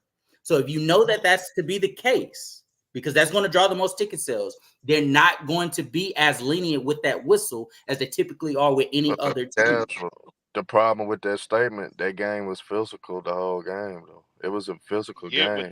That is a Tough, problem. hard nosed Hold- game. So hold that's on, kind because of I can see I if it wasn't. But go ahead, Rebrand. nah, because Yeah, go I hate this whole sentiment that you don't make that call when it's 30 seconds or no, bro. Because at the end of the day, I would rather But make the call. Because at the end of the day, there's going to be a team that's going to get cheated either way. Like I hate this I swallow the agree. whistle pause. Hold on. Bro, I I Wait, hate that. I let hate that. me Go bring ahead, it. Make the Brandon. Go ahead. call. No, True make to the King. correct call. Go ahead. I was about to piggyback off of what Brandon said because I agree. it couldn't have been that physical for Iowa because Iowa tripled the free throw attempts compared to UConn. UConn took 4 to Iowa's 14. So they were getting the calls all game. But the other thing too, but the point is Mario, though, you're like muted. if You're muted. I agree, I agree, I agree that like it was a illegal screen, but like going to the point now, okay, but if you watch the game, they were playing physical, they were doing it the whole game. I saw a couple screens that was looking a little sketchy, but like they let them play. So like you Was it can't even an illegal sit screen there, though? but you can't It sit up was. here, Was. but you can't. My problem is this, but you can't sit up here and call the game a certain way the whole time, then change it up and during that time. That's all I have a problem with. I didn't listen. It was it was a foul, but you can't be referees call it the whole a different way. Let If them it's a play be foul, physical. it's You a don't let them foul. play physical, but no, you're missing the That's point. They not let how them they play call the physical the game. whole game to that point. That's not the point. They've been calling fouls for the opposition the whole game prior. That's what I'm trying to get y'all to understand. It's not like I don't know. I mean, it's not like they changed. It's not like they changed their philosophy from the start of the game. No, they came in with the intention of, and UConn knew this because if you go and you look at that post game interview by Paige Becker, she said she already knew what she was up against. So you already knew that you were going into a game where Iowa was touted to come out of there because they wanted to see Caitlin Clark go into the championship game. They wanted her to do that. Hey, casual, tag me in real quick. This is the thing. Go ahead. Y'all want to? Thank you. And then yeah, Mario, I'm gonna give it back to you because listen, Mario, we hijacking right now. I'm sorry, but look, I gotta just say this. Because I still got my question for you. To all the people that's saying, "Oh, well, you don't make that call." Yeah, okay. Of course, you're gonna be very vocal about that until it's your team that's not getting a call, right? Until you're the New Orleans Saints and you getting smacked before you even get the football, and now that's costing you a trip Don't to talk the. about them. Listen. It's costing you. So a team has to get cheated at the end of the day, and that. No, So I would no, it rather make doesn't. the What, call. what, what I kind ain't of saying logic is that. I this, ain't bro? saying Hey, that. hold on. Wait, What kind of logic is this man talking on, man? Go ahead, Yeah, man. I ain't saying all that. No. I'm not A saying team Um, like has I'm to not get literally saying the cheated. team That's has what to we get doing cheated. now. No. What we doing, Listen. man? So you're Oh, man. you're okaying a call being missed, which is going to cost another No, team. hey, Brandon, this is what I'm saying. In the clutch, right? In the clutch, historically, in basketball, right? If the play is not inhibiting the offensive player to make a play, you don't really call it unless it's a flagrant, straight up foul. Obviously, if Page coming off the screen gets bumped like that, you call that. But Africa, if it's the did she screener move? coming and trailing the offensive player, and they still make it around the screener, and he's not floored, not dropped, not nothing, and they still come off clean, and they still there to contest. If she was gonna pull up, you let it go, and you see if she makes it, because Africa, the was ref she is was she not meant to moving? Was she decide moving the with the game, pick, bro. That's Africa? just how it is, man. Was she That's how it's moving meant with to the be. pick or no, You don't Africa? want Did that. And as a fan, she I was don't still want the stepping refs into to it? decide the calls, man, of the game, bro. Stop Well, it, man. listen. Listen. Ain't So no everybody got to be want to do, cheated too. unless y'all want to do Yeah, I No, definitely reverts. don't agree with that. No, listen. I didn't mean no. we got to cheat someone. What I'm saying is, okay, if you're gonna make a call, I'd rather you make the correct call in the you know what I'm saying, in the favor of the actual They person don't make that the needs to correct call. call though. They don't do that So though. y'all want to I'm start coming doing. from the So hold on. premise. Hey, So hold on. Brandon, hold on. I'm coming from the premise of refs be making bad calls the whole game. They don't make They consistently do. good calls. They make bad calls all Okay, the so way let's move throughout the the game. refs So out. don't Let's make move a the bad refs call out. at the end of the game. Don't do that. Don't do that. Don't do that. But Let him okay, play, but man. Mario. I think more so of the anger about that whole game was just the timing of the call. Because in my opinion, yes, it was a foul. It was a stupid foul by Leah Edwards, but it was just the timing. I think there were like less than 20 seconds left in the game, It was. and everything was just yeah. lined up for Paige to hit a shot and probably take the win, or she could have missed it and lose the game. One thing that I don't like about that game is that people specifically blame that call on UConn losing, and that's not the case either, because UConn started slacking offensively and defensively in the second half. They blew a 12-point lead too, so the officiating wasn't the best that game, but it's not the sole reason why the UConn women's basketball team lost. However, on the other hand, I give a congratulations to the UConn Huskies in the men's basketball section, because they beat Purdue. They managed to somehow, control Zach Edey, I guess. I don't really know what happened, but I had UConn winning. I think they like the last team in like over 10, not over 10. Yeah, it is like over 10 years to two-peat, to win back to back. So congratulations to the men Huskies. What are y'all thoughts on the season that they've had? On the season that they had. Hey, shout out to Dan Hurley and them, man. They was an experienced team. Um, they listen when you look at UConn compared to everybody else in the tournament. Like, listen, they really had no competition. Honestly, like they play at a like if you really look at how they rolled, nobody really was challenging them. Like they really played. They showed levels. Like it's not easy to win back to back championships. It's It's not. not. I mean, It's not. and to have be focused like that and do it again and win again. I mean, listen, like I said, shout out to Zach Edey, and you heard the Dan Hurley, and in his post comments, he said, listen, he can get all he want. We're gonna stop everybody else. He ain't listen. Hey, he can get the double whatever, but hey, UConn showed it was levels, and Yeah, yeah, UConn. UConn is that they a blue blood. I think technically, they a blue blood technically now, right? I mean, Yeah. he muted too, but yeah, you blue blood, Yeah. like. But yeah, so just congratulations to the Man Huskies basketball team. Moving on to the WNBA draft, which, if I'm not mistaken, is Monday night. And we got to get into, since I just said this is probably the most historic WNBA draft that we've probably seen in a long time. I got to get into some of the draft picks in this year's draft class. So number one should be pretty obvious. I think everybody on the panel can agree that it will be Caitlin Clark. Yeah, I think that's obvious. Historic. I don't know if it's gonna be stuck. Yeah, it's pretty obvious. It's gonna be Caitlyn. Yeah, Now it's after her is when you could basically plug this person in, play that person out, whichever. Number 2, however, I still got, in my opinion, the second best player in that draft, which would be Cameron Brink going to the LA Sparks. Paige Beckers, didn't she say she's staying? Yeah, Paige Beckers is staying. So this graphic is wrong. Yeah. But yeah, Paige Beckers is staying in college again. But yeah, number 2, I got Cameron Brink. Yes, she's the best defender in this draft. She's the second best player in this draft. I don't see why she doesn't go number 2. The LA Sparks need her. She's able to play more than one position. You don't have to just put her at the 5. She's a good rim protector also, which is something that the Sparks lack. So I don't see why they don't take her at the number 2 spot. Casual, do you have anything to say about Cameron Brink? I just want to ask a question on why she was not a talking point of this season. They were so focused on Angel Reese, and I'm not here to knock Angel Reese. Angel Reese is a phenomenal player, but if we're being quite honest with ourselves, she's not even a top 5 player in this draft. That's not because she's bad. That's just how talented this draft is. Like, there's so many players that they offer either the same level of impact and productivity as Angel Reese, while also having upside in other areas. Like, I think there's a cap to how elite Angel Reese will be as compared to Cameron Brink. I think Cameron Brink can reach another level offensively. I think defensively, I think she's already the better player just off of rim protection alone. I think the problem that I saw with Angel Reese, specifically in the LSU game, is she was able to get into foul trouble like very easily, like a little too easily. Her anticipation game is a little bit questionable. And so when I'm looking at Cameron Brink, she checks all the boxes of an impactful defender right off the bat.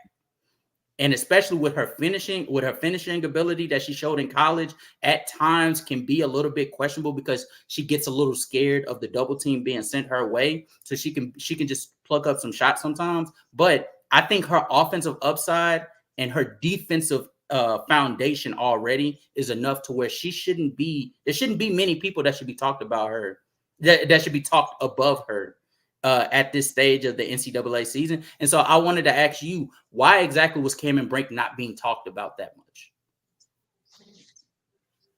Yeah, I think. Oh yeah, H for the UK. You go ahead before me. Yeah, personally, when you watch Cameron Brink play, she's a very technical basketballer, very fundamentally sound.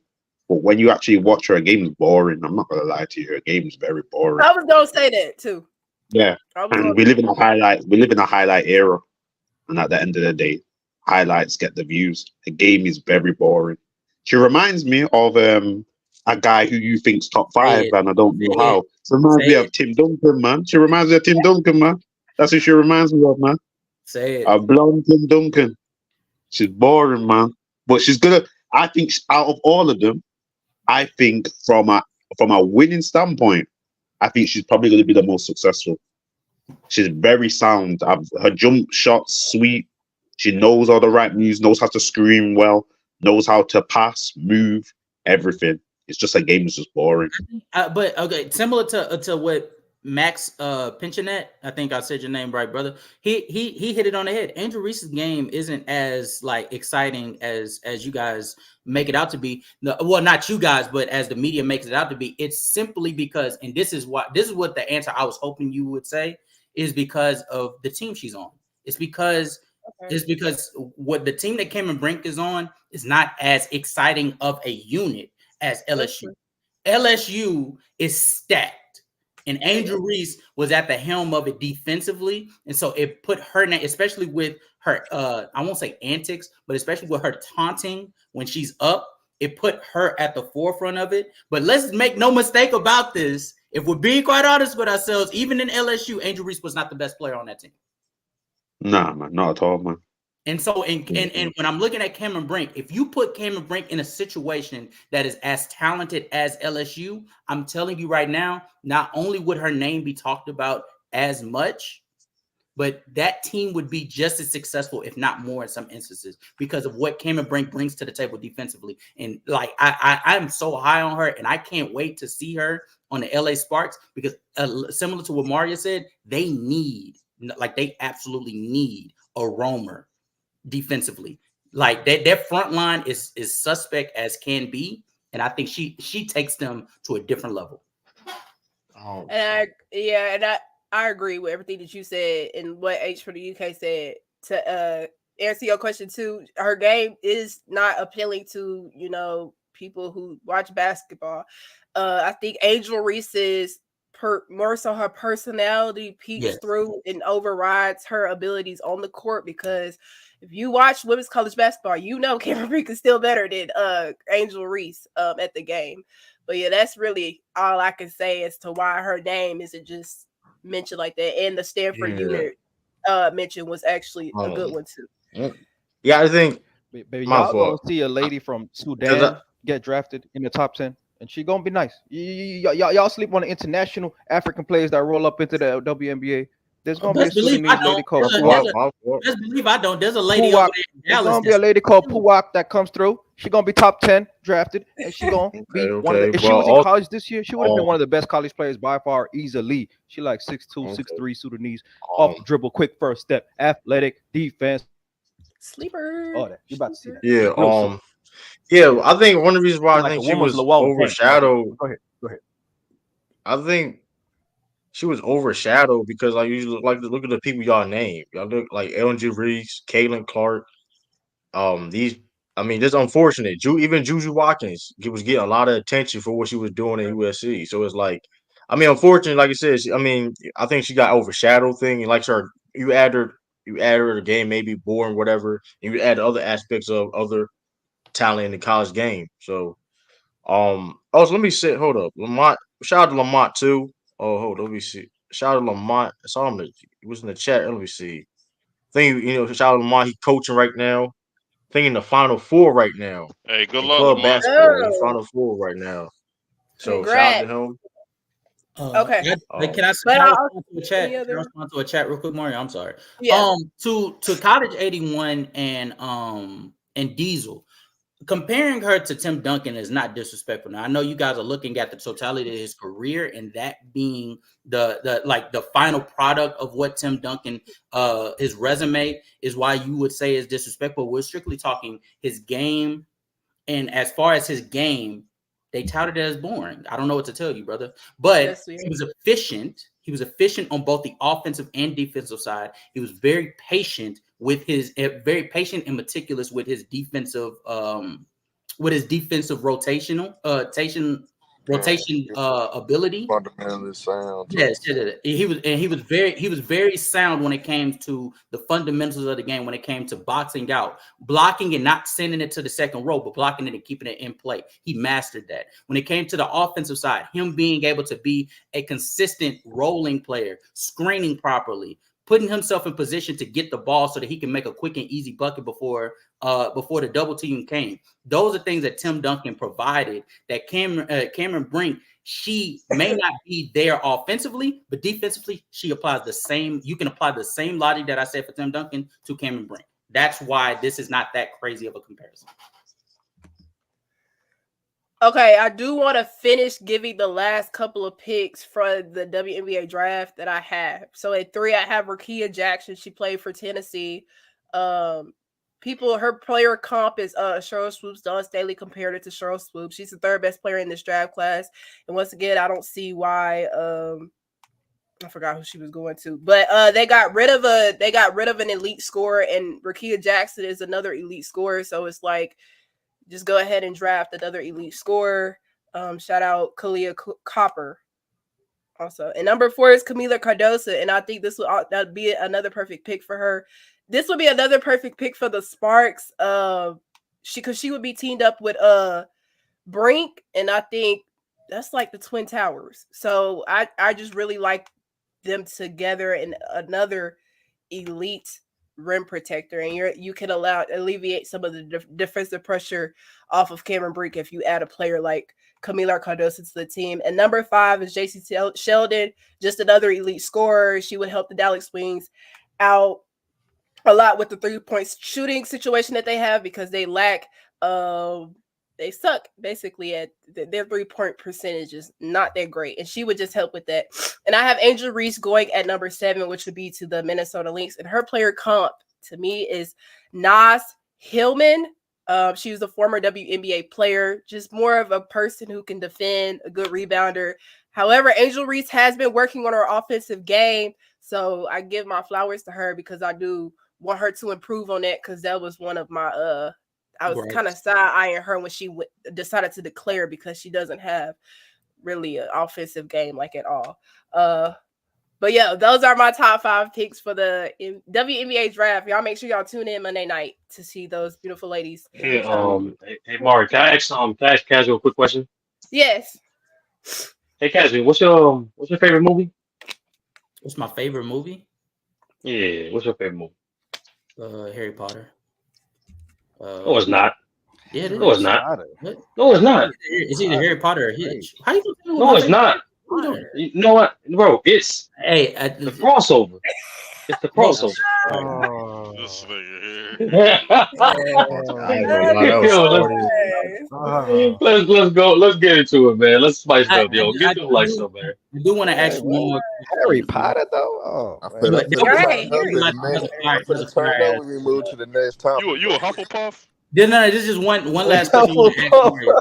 Okay, last take. Yeah, last question, then we move on. Mario, how did you taking Rakia Jackson over Yola Lee?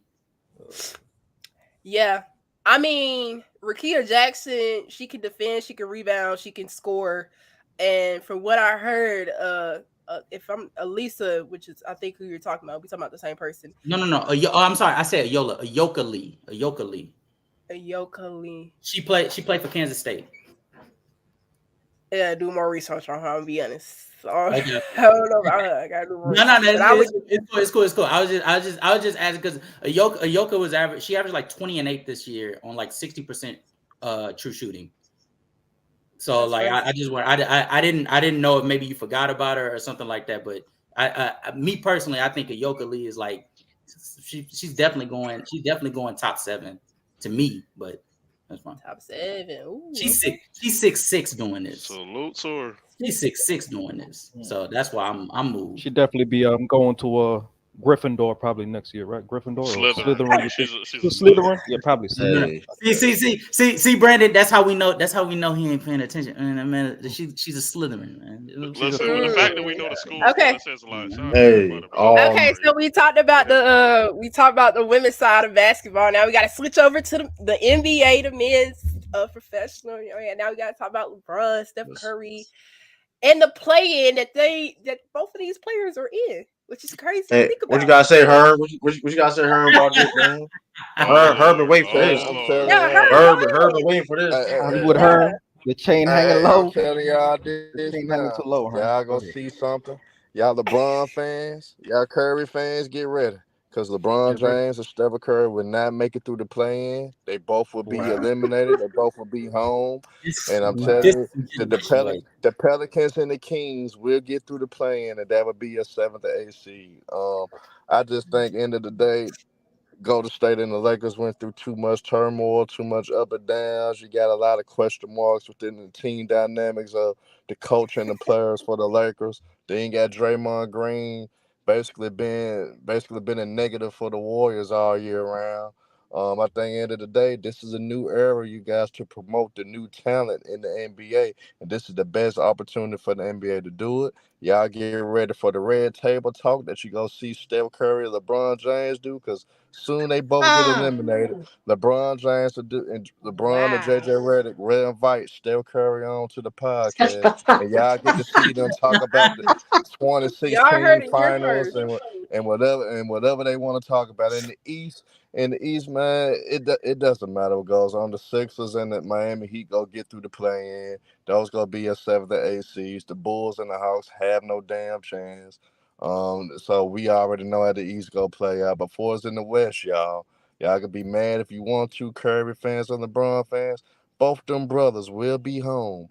I'm telling y'all this now. Y'all heard it here first.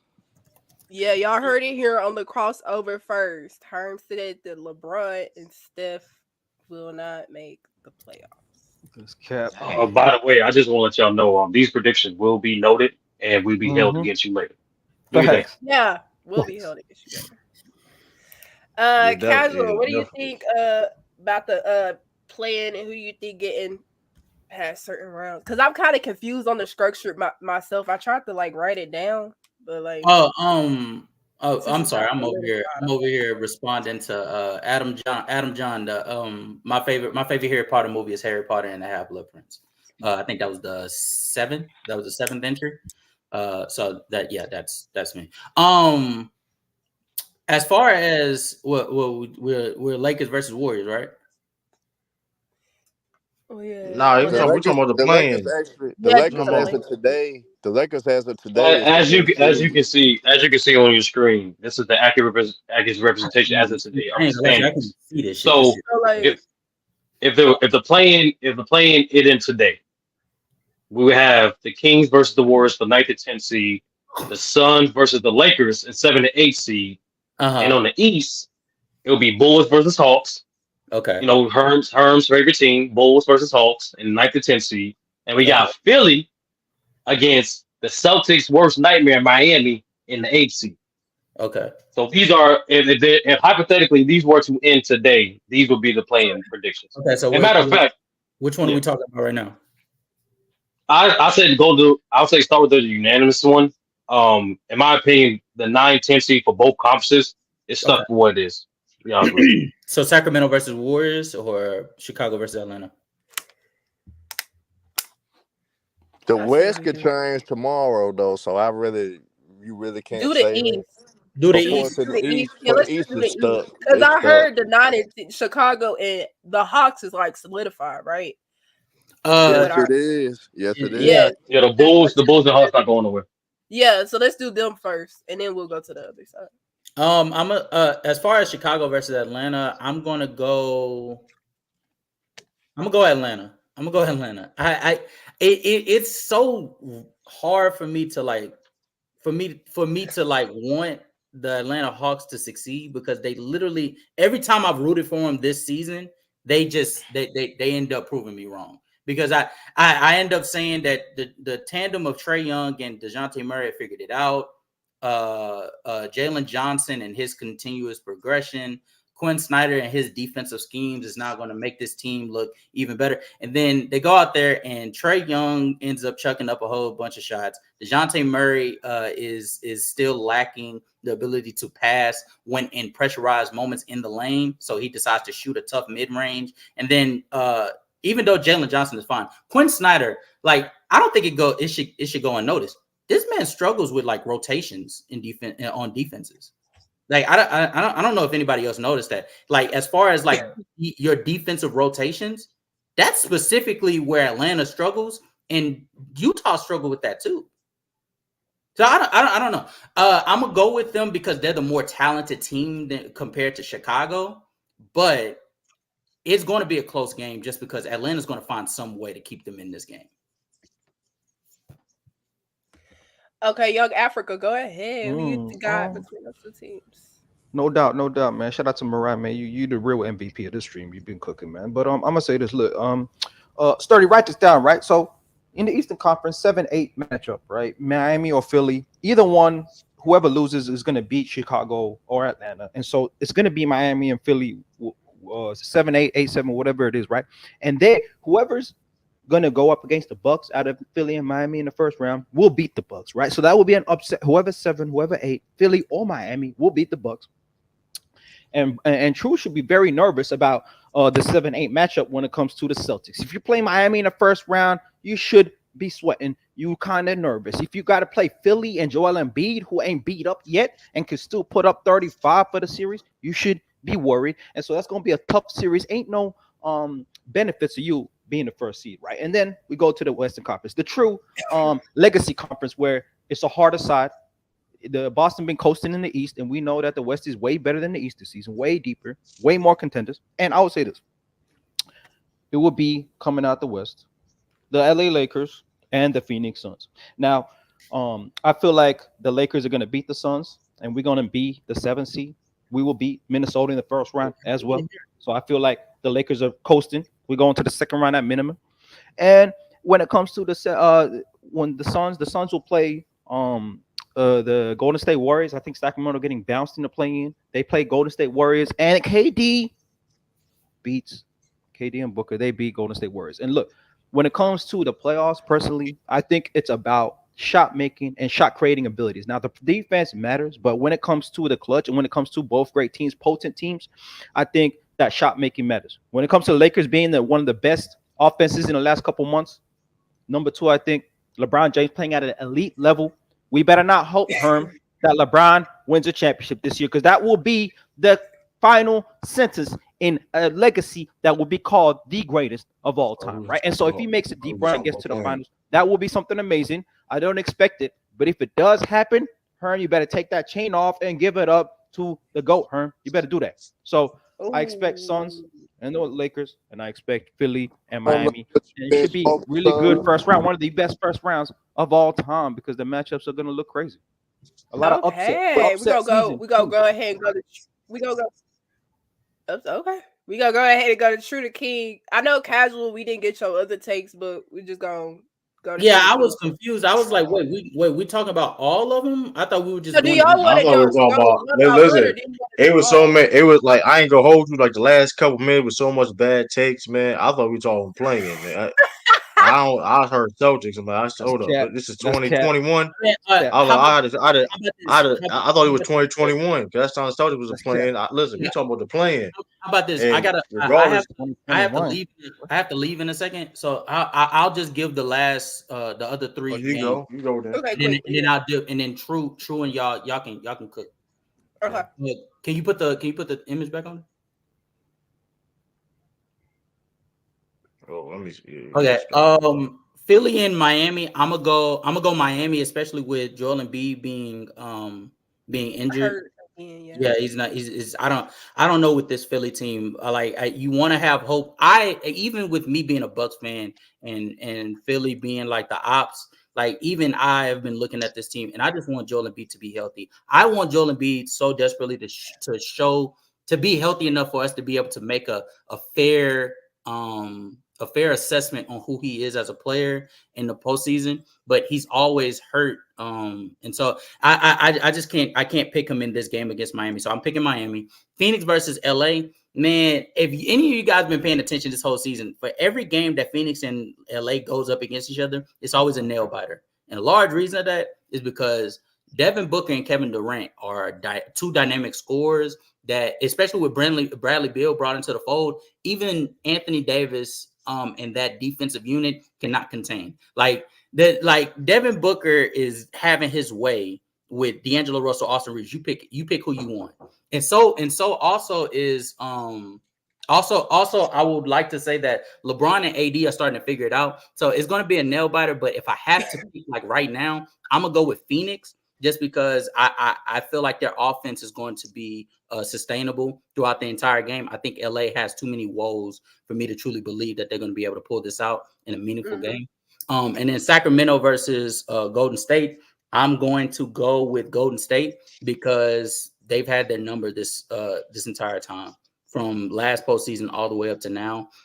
Sacramento has just that for some reason, that offense, that DHO offense, it does not work against Golden State, and you're not beating Stephen Curry in a shootout. I just don't believe that to happen. You can't. Okay, that's true. I just want to give people context.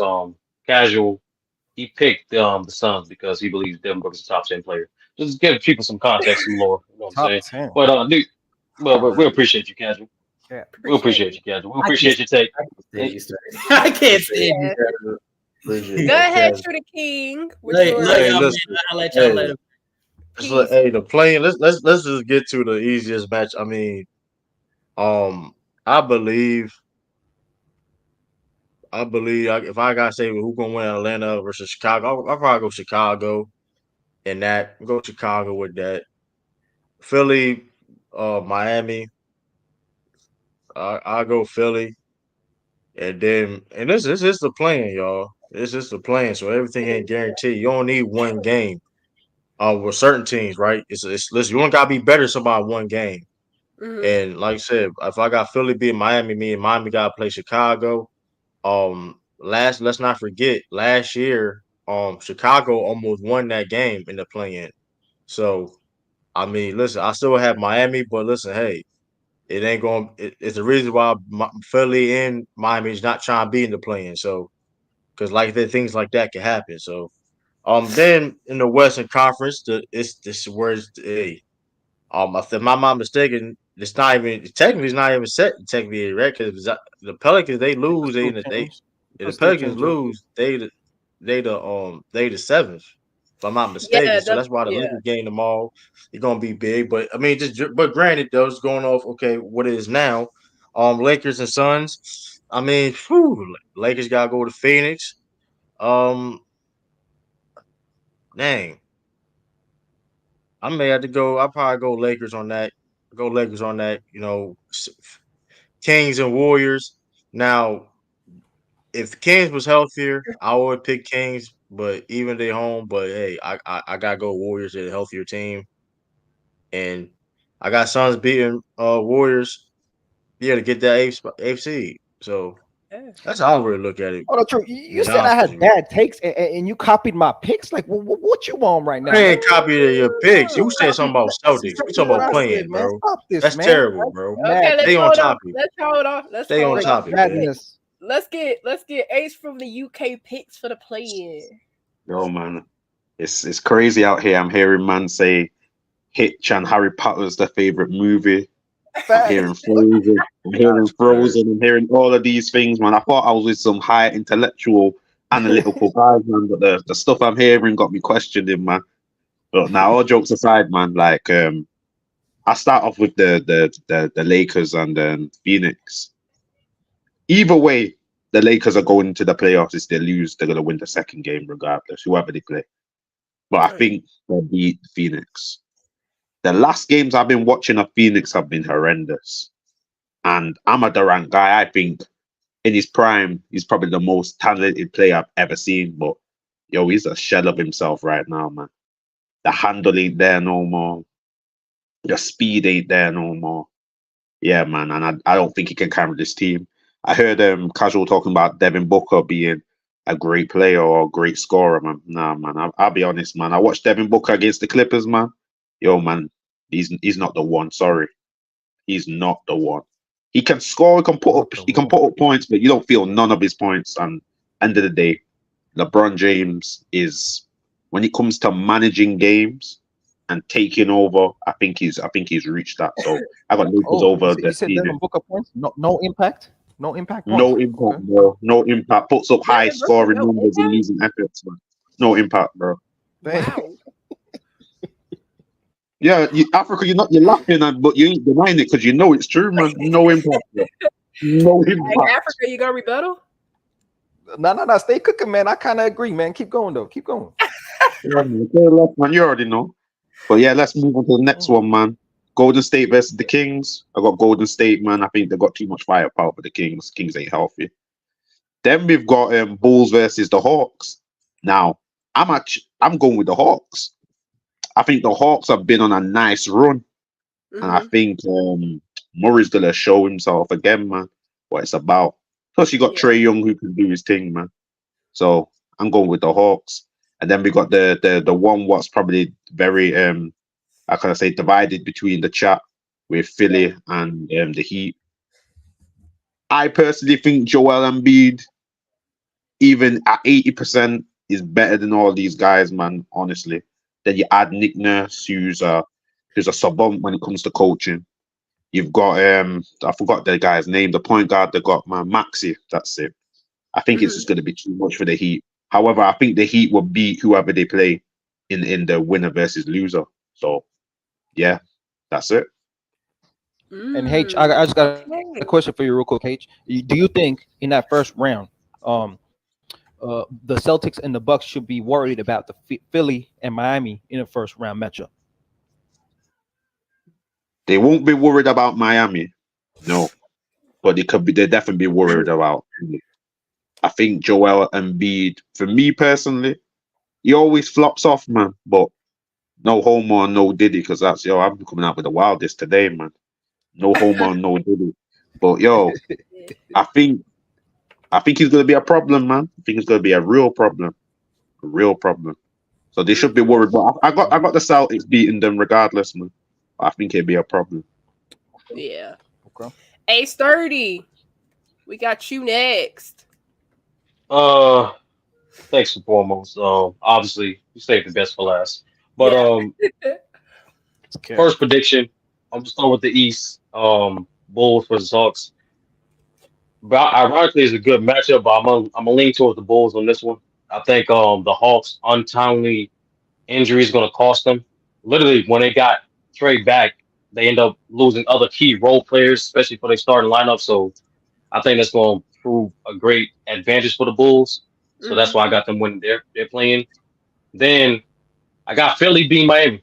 I got update news from Joel Embiid's injury status about 7 hours ago. The injury scare, it was more so a scare. He's actually going to be good for the next 2 games. So I think healthy Embiid is going, not a healthy, but mostly healthy Embiid is going to be a problem mismatch for Miami, and also for a guy like Nick Nurse in particular. He's looking forward to that matchup. I think Maxey is going to have a great game against the Heat, because I think all the defensive attention is going to be primarily set on Embiid, trying to attack Embiid, trying to get deter Embiid, but then Maxey going to continue to attack downhill. And the sleeper game in particular, I think the defense of the wings of the 76ers can play a toll on Jimmy, at least for that one game. So I got them winning that game 8-4-7. Then I got Miami beating the Bulls. Obviously, way superior team, but I think Miami's too good to lose 2 straight playing games, as we saw last year. So I got resulting in Philly facing the Bucks. I do think the Bucks win their last game of the season and retain their second seed, and Miami facing the Celtics. Celtics got to face their demons in the first round. But let's get to the West. Let's get to the West. Start. Should they be worried in the first round? We'll get to that. Hold on. True. I said nothing this whole time. I just want to finish my take. True already mad, bro. Yeah, true. Okay. So anyway, let's move on. Let's move on. Let's move on to the Western Conference. All right. I have Golden State beating the Kings. I think what Jay said was on point. They pretty much had the Kings' number, especially since the Kings losing Malik Monk is such a big blow for the Kings. Such a huge blow. That dude, before the season started, I had him 6th man a year, but he proved to be way more valuable. And to be honest with you, he's their unanimous 3rd best player, in my opinion. Some nights he's their 2nd best player. You know what I mean? So losing that level of playmaking, losing that level of shot creation, losing that level, because he hits a lot of timely shots. Like, that's the main thing. Like, if you watch the Kings, shout out to True King, he said it all himself. Every time you watch the Kings game, they're always competitive. And Malik Monk was a large part of that. So losing Malik Monk, I think he's going to lose to experienced Warriors. Also, Draymond, let's be honest, he gives Sabonis PTSD from time to time. You know what I'm saying? So he's not going to perform that well, and the Kings unfortunately going to go home. Then the Suns versus the Lakers. I think the Lakers going to win the play-in. I think Actually, I changed my mind. I think the Suns going to win that round. I think. I'm leaning towards Lakers. I apologize. Lakers going to win that because AD and LeBron, they're playing well. In particular, when you see, I'm not gonna lie, it's really the AD and LeBron effect. I don't see Phoenix having any sort of game plan to stop that pick and roll game. I don't see anything to stop them from being able to get into the line. And most importantly, the unsung guy for the Lakers has been D'Angelo Russell. D'Angelo Russell is playing his best brand of basketball in years. Some might say this best stretch of his career. And so having that X factor with the interior advantage of the Lakers, that's why I think they're going to beat the Phoenix Suns. Now, this one, you want to talk about storybook endings? Curry versus KD, Warriors versus Suns. Winner, loser goes home. For all the chips in the bucket, who you going to get? Devin Booker and KD, or play Steph Curry and Draymond Green? Who you gonna pick? Who you gonna pick?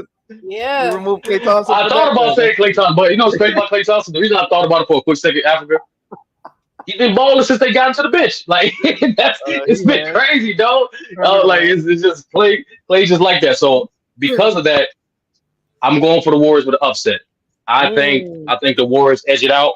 I think Curry increases his play, but most importantly, I honestly believe, I don't know why I have a strange suspicion. I think Clay is going to show up that game.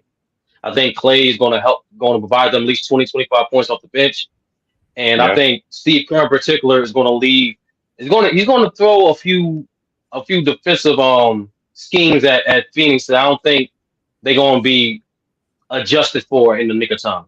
So simply put, to reiterate, I got the Lakers finishing the 7th seed, and I got the Warriors finishing the 8th seed, and that's resulting in True the King paying me $50. What do you think? And listen, the backstory on that is this too. This is why I'm True to King TV, right? And people call me crazy when I said that. I said the Warriors ain't making the playoffs. They 10th seed right now. They ain't. Hey, listen. Back in the day, we wouldn't even be talking about these jokers, man. Back in the day, we wouldn't even get a time of day. They would listen. What the Warriors? Steve Kerr's job may have been in question for 4 years ago. If it was back in the day where we were no playing. So listen, being the 10th seed, and winning 2 games, not even being the 10th seed, say even the 9th seed. Because listen, you're the 10th or 9th seed, you gotta play 2 games. You win one of those games, you out. It's over with. You know what I mean? So listen, man.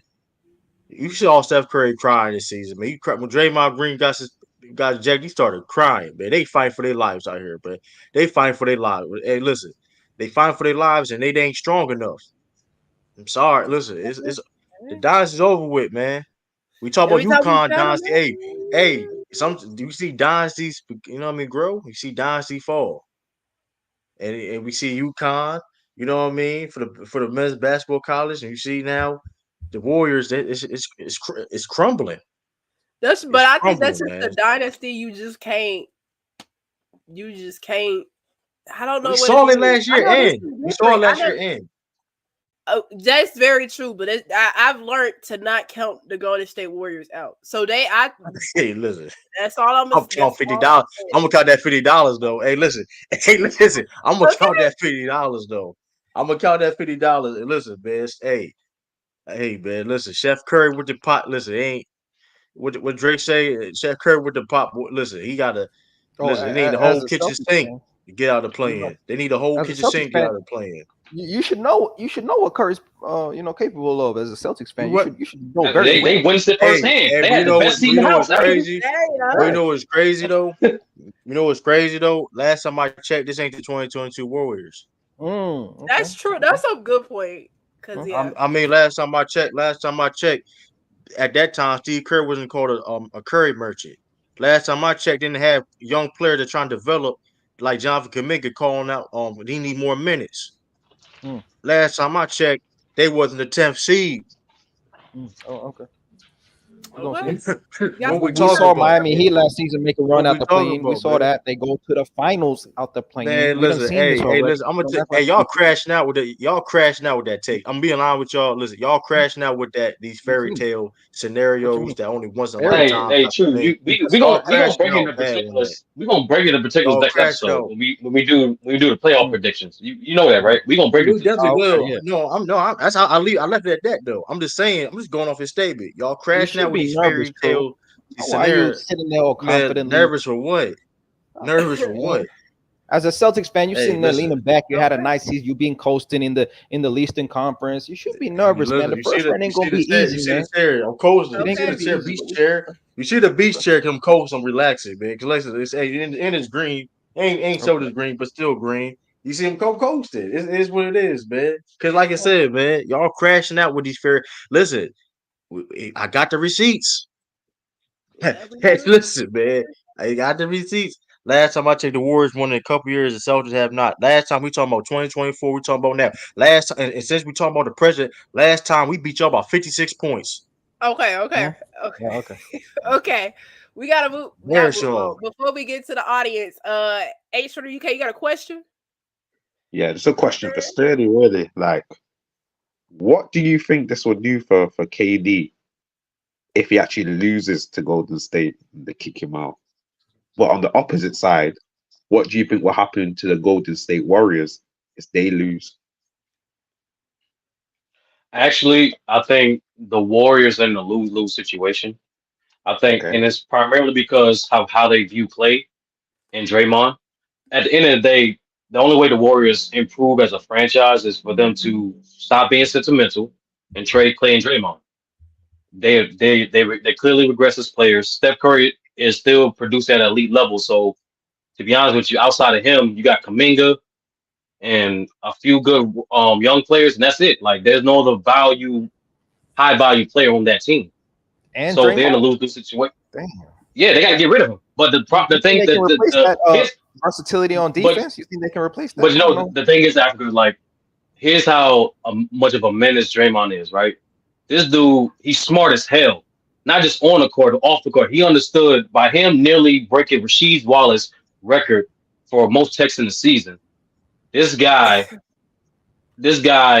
he lowered his value in the market. So now even the Warriors want to move him in the offseason, they can't because we're gonna trade for him. And other to answer your first question, honestly, I think there's a lot of teams on the edge of contending that would trade for him. I think so. But go ahead. 25 million. And to answer your first question, ain't that big of a deal right now in terms of the new cap and all that. But go ahead. And to answer your first question, H, it will actually, to be honest with you, I think KD is not going to be as bad as the optics might seem if he were to lose with the Warriors because he has individual, he's playing great, but everyone understands the roster really isn't optimized for the Suns, and also with Bradley Beal injury, they like we all understand like that's the reason why the Suns haven't been as good as it was. It's not because of KD. Now, especially in particular, I have to put this in before you interrupt. Go ahead. Now, if KD plays bad and they still lose, yeah, he's going to get obviously all the smoke. But if he played good and they still lose, I honestly think they're going to give that safety net. Hey, H, that's fair, Sturdy. I'll say this real quick to answer H's question, right? Sturdy is coming from the objective, non-narrative point of view when he talks about how that should be viewed, right? But when we just talk about the narrative wars of the basketball community, if KD loses to the Golden State Warriors, this will just certify once again people's belief that Steph Curry is a greater player all time than KD. Steph Curry is all time higher than KD all time. He's a better player individually than KD, and KD will get cooked. The narratives of him never winning since the Golden State Warriors will only be certified by losing to the Warriors again. People view the Phoenix Suns as a better team right now than the Golden State Warriors, so they will destroy KD's legacy once again if he loses in a play-in to the Golden State Warriors. That's just a fact, and there ain't no way. And this will and it will also hype up the legacy of Steph Curry. This will be a mini championship versus KD if he wins this, talking about his all-time great legacy, man. And they're gonna finesse it and cook it up. Guys like Tracy gonna finesse it and cook it up. All-time greatness of Steph Curry is gonna be hyped up. Okay, y'all got our play-in predictions. The play-in starts April 17th, so it's coming up, and we'll see if y'all's predictions come to life. But anyways, before we end the show, we want to get the audience involved. So is there any specific thing that y'all want to discuss? Come on stage. Yeah, and part of Yo, true. Can you drop the link? I can't drop the link. We will send the link to you guys. So what's y'all any type of topic? I mean, what's y'all question? Is it was young Africans 30 anything you can argue with? Pull up Diesel, man. Anything. Diesel been talking spicy. Yeah, he been talking spicy in the chat. Pull up. Hey, hit the link, Diesel. Yeah, Diesel. Listen, because Diesel had a lot to say in the chat and like was capping, but I mean, shout out to Diesel though. And hit that like button too. Hit that like button, man. Hit that like button, man. How many likes? Crazy. Hit that like button, man. 218 likes, man. Hit that. Yeah, make sure y'all like this video and subscribe to the YouTube channel. Absolutely.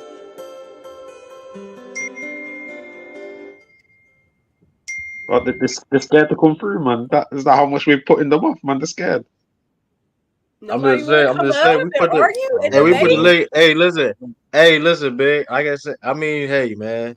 I had listen, man. Like I said, hey, Diesel, man, for talking future reference, spicy. and for future reference, y'all. And for future reference, y'all, too, we're gonna have different segments. Listen, this is only the beginning, it don't get better. We're gonna have segments and things like nature coming soon. Listen, you know what I mean? So stay tuned for that. You know what I mean? Stay tuned for that.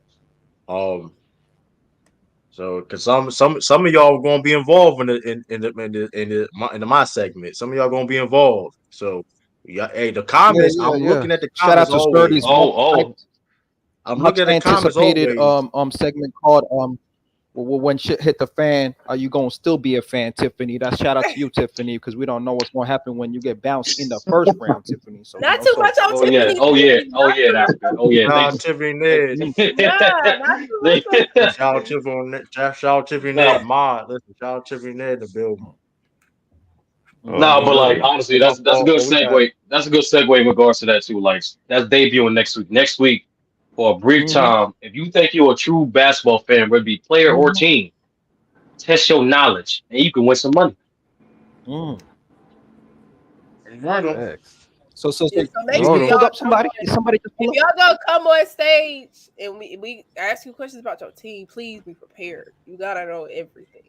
You gotta know it. If you want to win, what on Tracy? We got Tracy. We got Tracy still in the building. Oh, we got Tracy. Okay. What's going on, True? How's everybody doing? Welcome to the panel. How about welcome on stage?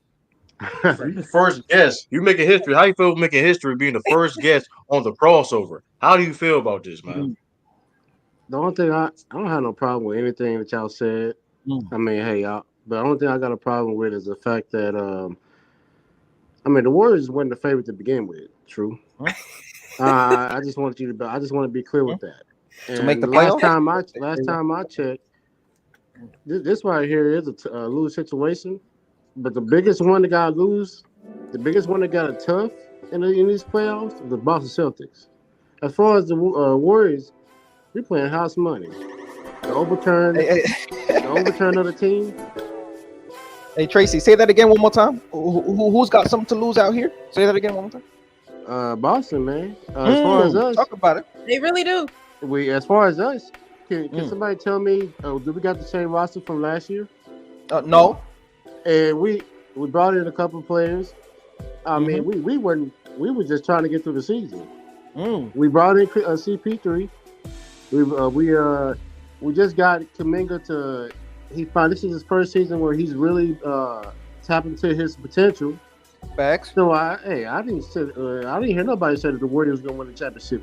But all I've been hearing is Boston Celtics, the LA Lakers, the Clippers. Me too. So keep my team out of this. I mean, I want us to make the playoffs, and we still can make the playoffs. I'm waiting till you finish. And if we do make the playoffs, we're gonna be a tough out. Facts. But at the same time, are you finished or you done? I'm finished, True. Come on. Okay, the word the Birdman. Are you finished or you word the Birdman? Are you finished or you done? Because I didn't say anything about y'all being favorites. I didn't say anything about y'all being favorites to win a championship. I said y'all wasn't good. No. I said y'all wasn't good enough to make the playoffs. I didn't say anything about y'all being this and that. Y'all, clearly y'all not, because y'all 10th seed. Y'all fighting for your lives right now. But do you see the records? Y'all make do you see the records between the 6 and 10? Hey, listen. Hey, it's the West. Hey, listen. At the end of the day, we're not I feel what you're saying. Hey, listen. Last time I checked, Golden State wasn't in the East Coast. That's a personal problem. I mean, listen. Y'all in the Western Conference, man. Y'all been in the Western Conference for I don't know how many years. So that being said, too, I didn't say y'all had to win it. Y'all don't gotta win a championship. Y'all don't even gotta make it to the conference finals. Y'all don't even gotta make it to the second round. All I'm saying is this, and I said this, and you heard me, Tracy, this a million times. I said before the season started, in the middle, it's summertime, y'all not making the playoffs. Fast forward, Warriors 10th seed. So I mean, what are we talking? I He What we disagree with predicted doing? that. the future. I mean, They that's fine. But hey, I didn't say y'all had to do anything. I didn't say y'all got to win a championship. And listen, I know first of all, I know my team favorite. That TV music is crazy. That is wild. who But playing it? that is. But listen, man. Got I'm the just saying. default Listen, sounds man, going Warriors on. fan. Go ahead. Hey, Warriors fan too spoiled, man. Hey, listen, they're gonna be spoiled. Listen, they're gonna be spoiled milk when they miss that playoff, man. But it's all good. And listen, You and better hope we let's miss talk the about playoffs. and last time I checked, y'all spend more. Listen, y'all over the cap. Y'all like the highest spending team in the league. Y'all spend more money than the Celtics. The Celtics got higher expectations. How that makes any sense? So clearly, y'all got some type of expectations. If y'all spending $200 million over a year in cap and the money y'all playing, All I hear is so I somebody mean, come said, on, now. Man. Listen, I wish y'all was in the East. I wish y'all was in the East. I wish y'all was in the East. Listen, I wish we can that just that like champagne tastes so good. forget the Western Conference forget conference even mattered. I wish conference even mattered. It would just do with, you know what I mean, who the record is. Because wars are pop. They through. Shout out to Moose Talks. He know what he listen, man. He know what he talk, man. He know ball. Moose Yo, Talks. No, man. Shout appreciate out to you, Moose Talks. yeah. Moose. Subscribe to his No, channel. no, This is let some Tracy give nasty a work, right? response, man. Yo, Tracy, Yeah, we're gonna give you go ahead a and 20, respond. 20-second response, man. Go on. Say again. Oh, you know what, man? Yeah, you cooked, bro. Time to go, man. Take care. Bye. Wow. That's crazy. Well, he didn't get. I ain't do that though. He I ain't didn't do get that, the Tracy. rebuttal, but it's okay because we'll be live next week, so you can just join back up and we can chat Hey, all about plug your the channels. sports that Yeah. we had, all about the sports and the takes that we have. But yeah, I appreciate y'all for everybody watching. I appreciate y'all for coming to see the first show of the crossover. True to King, is there anything you want to say before we cut the show? Oh yeah, man. Appreciate everybody for tuning in. Appreciate y'all for doing this. Hey, start of a new era, man. Hey, man, subscribe to my channel at True to King TV. You know, if you want to hear me, my takes, you know what I mean. If you like Celtics, you like the Patriots and this football, anything content of that nature, go subscribe to my channel, man. True to King TV. H from the UK, what do you have to say? Yo, shout out to everyone on the panel. This is the crossover, man. We're gonna make a lot of big movements. See, we're gonna do something like this more regular, man. True's the battle warrior out here. So at the end of the segment, True's gonna be going against anyone on the panel. He's already won. He's already 1-0 right now, man. Tracy, you tried well, man, but boy, I gave you a chance, man, and I don't know, man. You dropped the ball, man. You folded, so you need to come back better, man. But yeah, man, Damn. shout out to everyone. Shout out especially to Lamont, man. Lamont giving us the platform and the chance. So God bless, man. Take care. Young Africa, what do you have to say to close out? Hey man, salute to the panel, man. Hey, salute to you, Marie, man. You held it down, very smooth hosting, man. You was the MVP. Appreciate it. You did it real cool, man. Smooth with it. And shout out to the panel, man. You know, hey, I felt like I put up a triple double like I do. You know what I mean? I fill up the box score. You know what I mean? Sturdy out here throwing me some dimes. You know, Sturdy put up them solid Scottie Pippen type numbers. You know what I mean? You know, true is that. You know, he's sitting in the corner. You know, he's sitting in the corner doing all that. You know, and so you know he a catch and shoot type player. You know, so that's what True be doing. But you know, I'm out here. I'm gonna be out here, and we gonna be changing it up, having some segments. We're gonna be very entertaining and very thorough, you know, with the detail. And I'm gonna come out. We're gonna break down certain details of the game, certain details of sports, and we're gonna do that in the future, man. Diesel, it's funny, Murray, right? How dudes in the chat be having so much to say throughout the whole stream, but when you drop the link, ain't nobody clicking, man. I don't know what Diesel, it is. It might, I don't know, but you know, feel free to hit the link anytime in the future. It's gonna be very interactive, and you know, shout out to the squad though, man. We about to do some wild things and change it up, man. But hey, one more thing, man. Hey, if the Boston Celtics do not do what they meant to do, we're gonna have all-time great streams, cooking True, barbecuing him live for 2 hours straight. We got to dedicate that to the Boston Celtics. With the timestamp, and by Celtics, I mean SELL. 208. Okay, Celtics. Yeah. Don't sell. Okay. Herm is back. Herm, what you got to say? We about to end the show now. Oh, Herm at the club. This what I'm gonna say though. We gonna start a segment. We gonna start a segment, man. If y'all want to smoke, we gonna put up True the King in y'all Africa. Y'all got some things y'all want to say to them when you think they got some let's do bad that. basketball takes. Y'all want to smoke? We will drop the link. Let y'all come in and see if y'all could cook them. Most likely you will get destroyed. Most likely it'll be easy work for them. But if y'all want the smoke, we gonna give you the smoke. You know what I'm saying? Hollywood Herm. Hey, hold up, Hollywood chilling, Herm. The chain's hanging drinking low. little green tea. I'm just Where you chilling, at man. right now, Herm? Where you at, Hollywood? Where you at right now, man? Easy work, man. Hey, that easy work, man. But shout out. Yo, Herb, This was a great show. tell Skinny Black I said hi, bro. This was a great show, y'all. Great show. Hey, Hollywood can't hear us, man. He turning up right now. That's crazy. Ace 30. What you got to say to close this out? Man, shout out to y'all. Shout out to Lamont, man. Shout out to the audience that stayed with us this entire time.